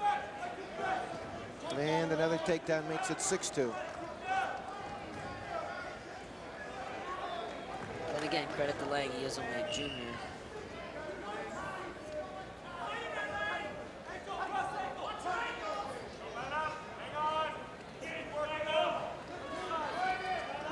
Nice move by Lang. Oh, Lang! Beautiful move there. 2 plus 2, it makes it 6-4. And 6-6. After that flurry at the end of the first period, the second period was relatively peaceful. An escape for Maynard right at the beginning of the period, and then 2 minutes of sparring, no takedowns for either boy.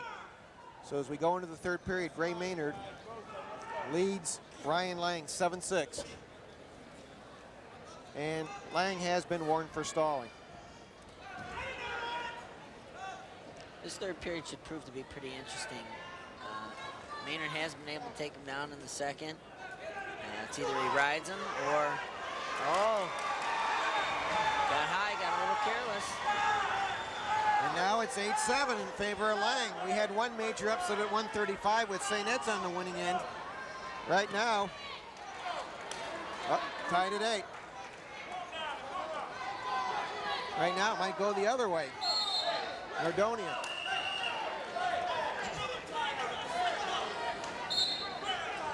Lang has got to be more aggressive, though. He has been warned.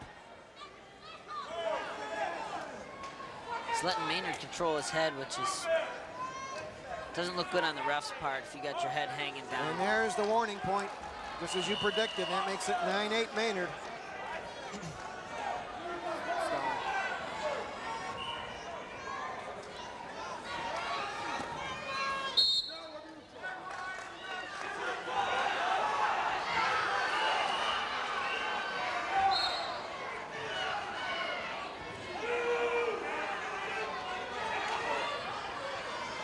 Last 35 seconds here. It's not so much that Lang is stalling, but on a ref standpoint, you see that head hanging down.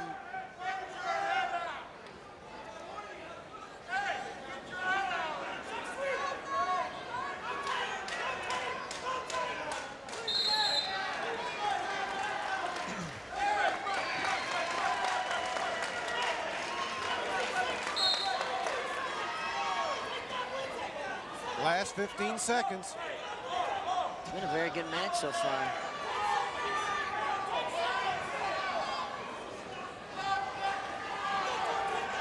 And Gray Maynard, the stalling point is going to be the decider as he wins it 9-8.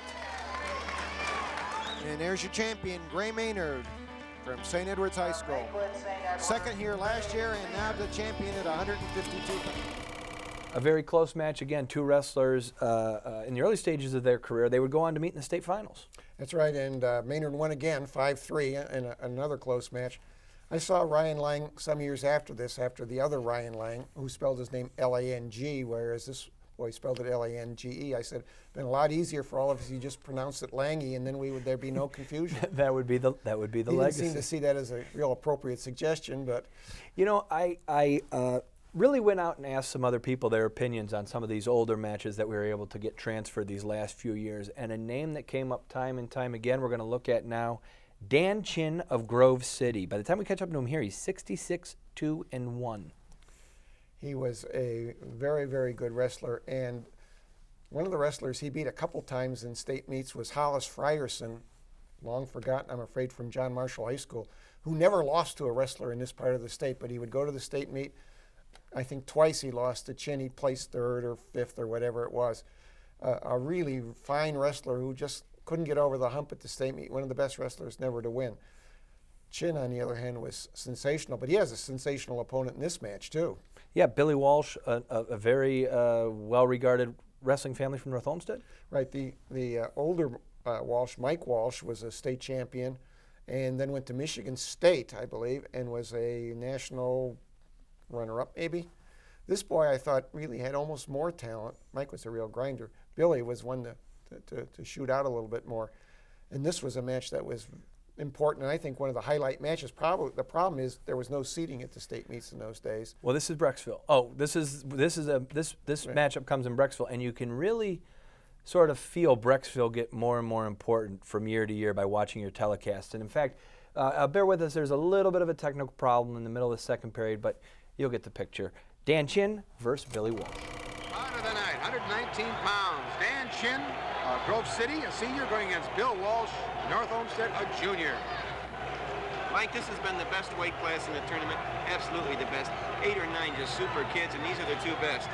Chin, of course, is defending state champ at this weight in AAA with a career record of 66 wins, 2 losses, and a tie. And I bet those 2 losses were in the last couple of 3 years. They were when he was sophomore, when he only finished 2nd in the state that year. And of course, Billy Walsh, who comes from the great Walsh wrestling family, 5th in the state last year as a sophomore. Chin is the closest to you. He's the white wrestling pads. Still a minute 20 remaining in the first period, no points, and another timeout for an injury. Chin appeared to get bumped over the eye there, and it seems to be affecting his vision. It's interesting, Walsh has been injured this year, too. This is really the first time I think he's at full strength. He hurt his shoulder in the Mid-Park match, and in fact had to default the match to Polanski of Mid-Park. That's his only loss this year, isn't it? Right. He was 24-4 last year. Ooh, what a nice move by Chin. Chin with his back to you now. His older brother wrestles for the University of Oklahoma, of course, college powerhouse. His brother Mike, a former state champ, also just won the Oklahoma Open. Did you see him pull that leg with his? 40 seconds remaining. Chin, a very experienced wrestler, no doubt about it. They're both smooth. Both know what they're doing. Billy's older brother Mike was also a state champion. This is really a family affair, and he wrestles for CCC West now. They have a fabulous junior college team. I expect them to go a long way.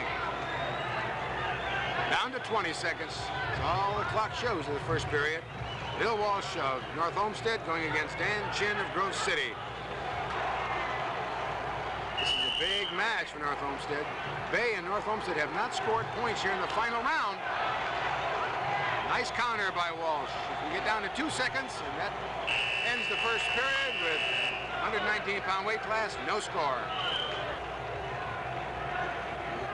I'm sorry. I think his eye is still bothering him. I know his chin shaking his head like if he's having a little trouble seeing or maybe a little double vision. It hasn't affected his wrestling very much, at least not that I've noticed, but it can be disconcerting. Second period, Chin won the toss on that. He'd like to take the top, the advantage position. There's no score. One thing about Chin, he can keep you off balance and pin you from any position. Here's a good example.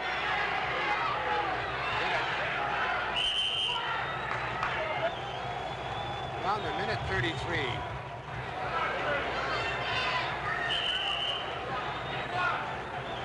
Down to 10 seconds.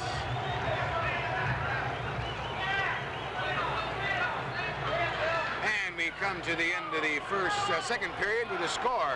Dan Chin of Grove City 2, Bill Walsh of North Olmsted nothing. As we go into the third and final period, the score now is 2-1. What happened? Dan Chin went off the mat to get an ice pack on his eye, and official Tom Ellert, and rightly so, awarded 1 point. 1 point now given to Chin as an escape. It's a 3-1 match. It wasn't that he walked off the mat, it was that he didn't ask permission to walk. Right. Cannot leave the wrestling area without permission. Walsh really needs this takedown now.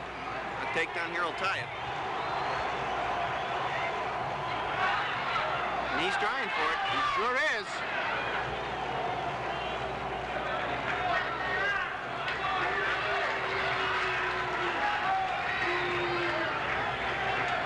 Walsh is in trouble. 2 points now for Chin. Walsh on his back with 1 minute and 10 seconds remaining in the third period.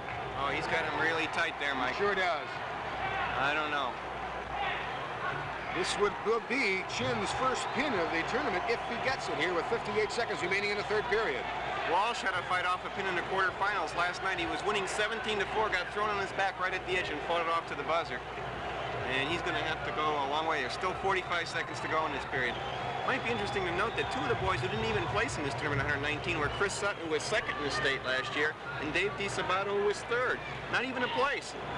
We've said all along 119 is probably going to be the toughest weight class in the entire state this year. We're down to 30 seconds. No movement on either side now. Walsh just off. He's trying to force it in 25 seconds. There's no way Walsh is, I think, ever going to get out of that. He's just going to have to hold off the pin. I don't think he can. See if he can hold off. You notice the far leg, he's got that thing hooked, so he can't get any leverage on that. He's got the arm trying to get off the mat with 8 seconds. 5 seconds. He can still pin here. The supporting points of the top wrestler are still on the mat. And there's the buzzer. That ends it. 8-1. 8-1 will be the score. 119-pound champion repeating. Dan Chin of Grove City, a senior. This is an interesting bout. Chin, of course, is at the top of the game, but you can see Billy's on an upward swing here. They met 2 months later at the state tournament. You can tell how the no seeding in those days, they met in the quarterfinals. This time Billy Walsh won 7-5 on the way to a state title. Chin, I think, finished third that year. So, and then Billy won again the next year. Very fine wrestler. Our next match, in my quest to have G.T. Taylor on every single broadcast, he was such an exciting wrestler to watch. I didn't realize we had another match. This is the Solon tournament. He's coming back as a returning third placer, facing Jeff Moore from Chanel, also a returning third placer. Both would win state titles this year. But what do you remember? But tell me about G.T. Taylor. An incredible wrestler, short for the weight class, but incredibly strong and incredibly quick. It's a hard combination to beat anymore, or any time actually. He reminded me a lot of the Southview wrestlers, the kids who were just physically tough, strong, and well-trained. And it had to be tough for the Turnus brothers to do that, because that school was a real mixture of folks, and so was the wrestling team. We always called it America's team. They'd always have at least one Greek and a few Puerto Ricans, a couple black kids, and they were all good. Yeah, but they came and went, and some were wonderful and disappeared. But I tell you what, you didn't want to wrestle them. And I want to say this: slick wrestler. These are both sort of straight-ahead guys, young wrestlers out there. While you're watching this, level changing. Look how much G.T. Taylor accomplishes with a simple level change. G.T. Taylor, Jeff Moore. Number 2 seed, Jeff Moore, the senior from Chanel, and he is going to be going against the number 1 seed, G.T. Taylor, the senior from Lorraine Southview, who is a handful. Well, both these boys finished third in the state at 167 pounds last year. GT in AAA, Jeff Moore in AA. So we really have a nice match up here to talk about the relative strength of both classifications.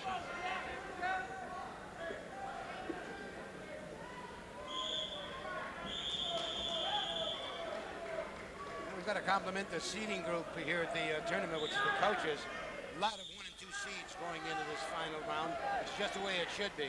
GT with the first takedown and a 2-0 lead.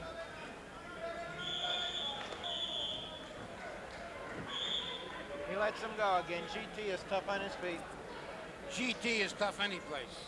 Well, a lot of people picked him to be the state champ at 167 pounds, and he lost to Bob Genovese from Solon here. Take him down. And I think we're going to see a lot of people getting wrapped up in this bout. Genovese beat him by a couple points in the semifinals of the state, so he finished a third. That was his only loss of 1986. He was 35-1.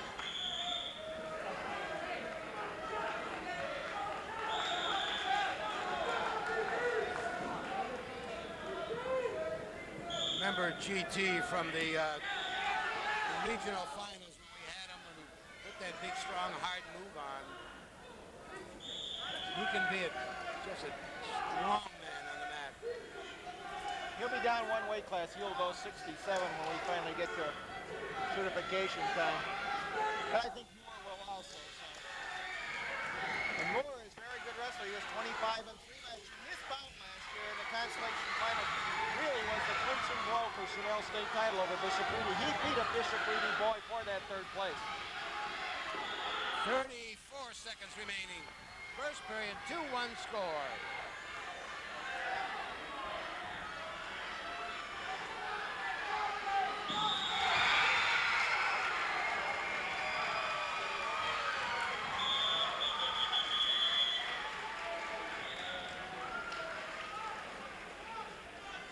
Both up on a stalemate. 16 seconds remaining here in the first period. Moore, a 4-point student at Chanel. National Honor Society member. GT, a 3-point student. Both excellent students. GT's younger brother placed 3rd here, as did his cousin at 45 and 55 respectively. And the first period ends 2-1 Taylor. Moore's older brother, John, was a state champion for Chanel and was maybe one of the most explosive upperweight wrestlers I've seen this decade. Absolutely a first-rate talent. Oh, GT just threw him there. Just dominant. That strength, look at him. You know, Taylor looks great against this kind of wrestler because Moore's wrestling him. Yeah. The problem GT has had in the past is boys who won't wrestle him and keep running away, and he loses his patience. That makes it 14-1 right now. He's very close to a technical fall. Puts him on his back here. See him getting that chin, trying to pull that head around. I'll tell you one thing I noticed. John McNulty, the former state champion from Elyria, is working with Southview this year, and a great Greco-Roman wrestler. I see some of those moves, some of those tendencies coming out in GT that maybe I didn't see last year. Nothing overt, but just a sense or a style here that we see a change in the outlook.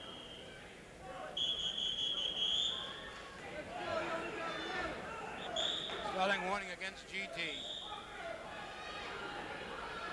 Of course, GT now has to work for the faller at Stalling.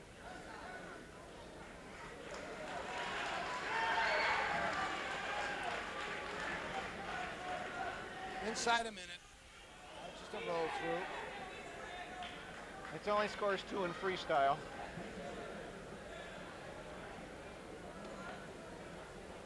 GT just lets him up, hopes he can get 2 more in the takedown. 14-2 right now.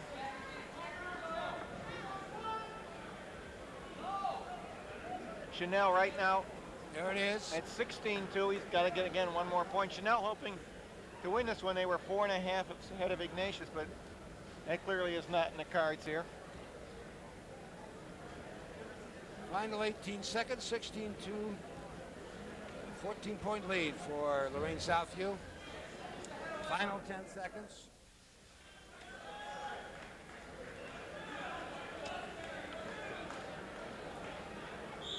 There's your bout, GT Taylor, in a surprisingly large margin. I think the favorite, but I don't think most folks expected 16-2. And there's your 175-pound champion, GT Taylor, the senior. His record still undefeated this year, now 3-0. And GT may have been one of those unpolished diamonds that got better in college. Arizona State, and a national finalist, I think, one year. You know what I think about when I think of GT is the guy that kind of followed him, Juggy Franklin. Another great wrestler, but he did not have the same success in college. So as we wrap up here, thanks for joining us. We're going to leave you with one of the most interesting matches that we had a chance to cover. This was one of the Ironman finals, a young David Taylor versus a young Logan Stieber. A younger Logan Stieber, yes. Actually. This was a match that was obviously huge even just a few years ago. And the question was interesting. The rumor was that David Taylor had to move up a weight class to go to Fargo because Logan was too good at the weight class that David would normally have wrestled at. I'm not sure I believe that. But I do know Jeff Jordan told me before the match, he says, I'm really worried. That Stieber is so strong. I'm not sure we can counter that. Well, you'll see how David manages to handle that. But let's think about this. We have both boys are already multinational champions, And the NCAA's is coming up again. Yes, and as a primer for those NCAA champions, here is David Taylor, his sophomore season, squaring off against a 9th grade Logan Stieber. The freshman Logan Stieber, the 2nd seed from Monroeville, Ohio, 3-time junior high state champion, national cadet champion. He'll be going against the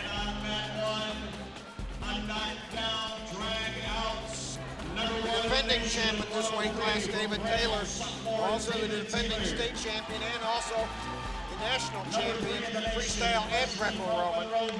David Taylor from St. Paris, a tremendously anticipated bout. Yeah, the biggest one of the night. Very rarely do you see such a bout at 103 by a boy who's a sophomore and a boy who's a freshman. But this is a study in different styles. Yeah. Taylor, still a very young-looking boy, looks like 12 years old. Tremendous technique. Stieber, tremendously strong for a 9th grade freshman, 103. Whoa.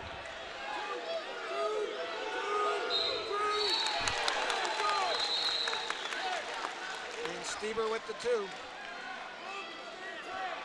I saw both these kids win junior high titles over the years. Both of them, I think, won 3.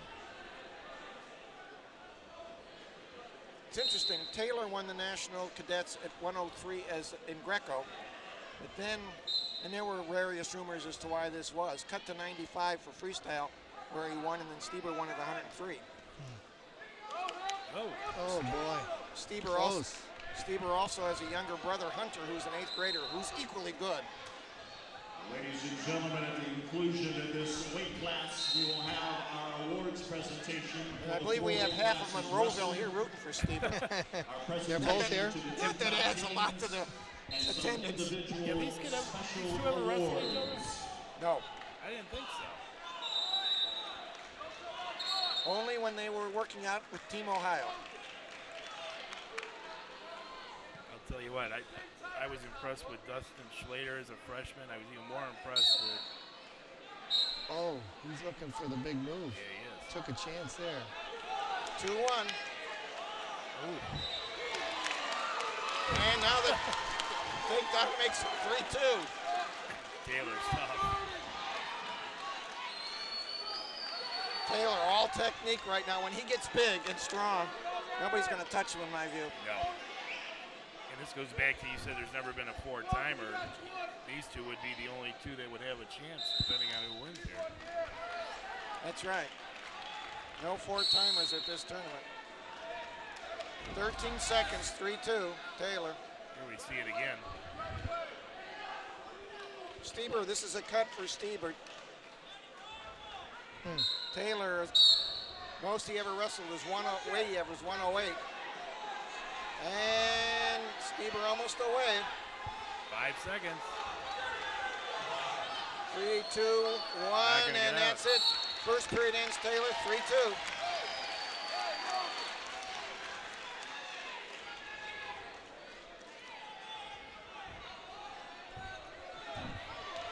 Great bout so far. Isn't it good? That's stupid. They keep this to the last one. Nobody leaves. Clasping hands on Stieber. Technical violation. That makes it 4-2.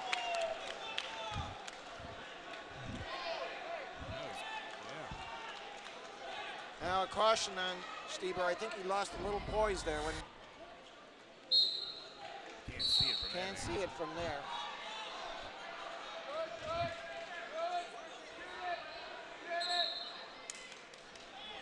Potentially dangerous. A lot of action in the first 14 seconds of the second period. Yep. He's still looking for that near leg cradle if he can get it, but I don't think Taylor's going to give it to him. And there's the escape to make it 5-2, Taylor.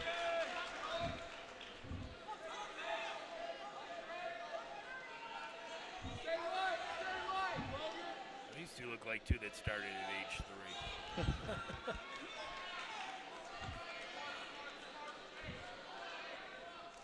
Oh, nice shot.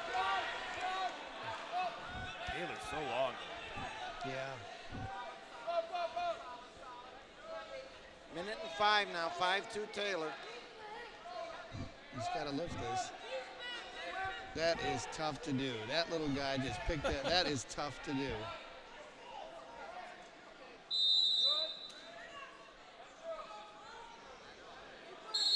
And a stalemate.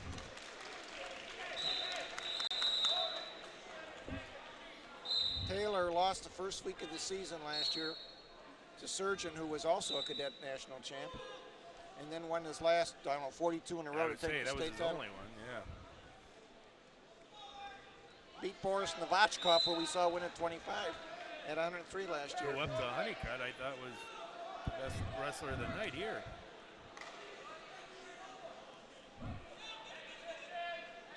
"25 seconds here. Still trying to set up that little Lockhaven shuck.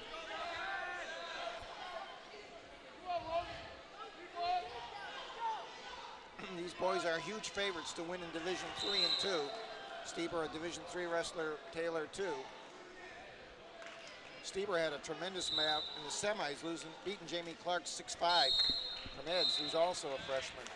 And period 2 ends 5-2.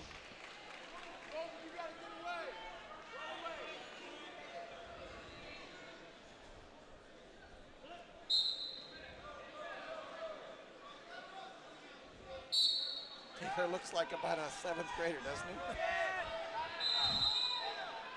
You get that up close shot, it's just unbelievable. It's like we're still doing the junior high tournament.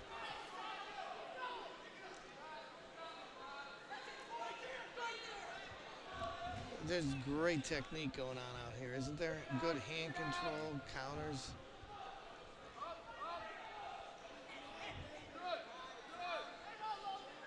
These two are both young, but you can tell they know this sport.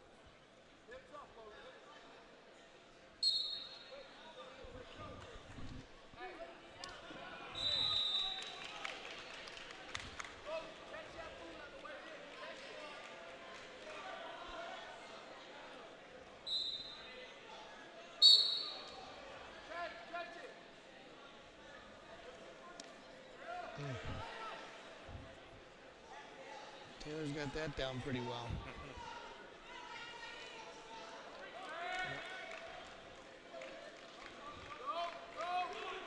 Oh, he's going to roll through here for back points. This is tough. Minute 4 to go. Gosh, he's tough on top, isn't he? Unusual for a freestyler. Yeah.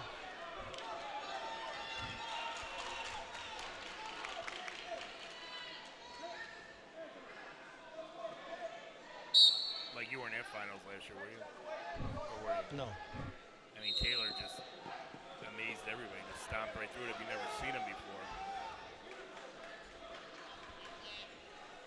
Looking for back points here. Sinking that deep. There it goes. And he's getting them.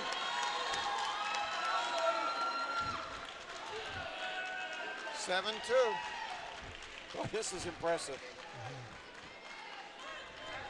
25 seconds now. David Taylor. You know, if you polled the crowd before, it'd probably be close 50-50 on who they thought was going to win this one. 15 seconds. Stieber hasn't come close to getting out. Taylor's expression never changes. No. I don't think he went to full time in any of his 3 junior high state tournament. I think he wrestled like 17 matches, all of them ended before the 4.5 minutes. Still looking for back points. There's the escape to make it 7-3. But that's what we call too little and too late. Yep. And David Taylor wins. Amazing.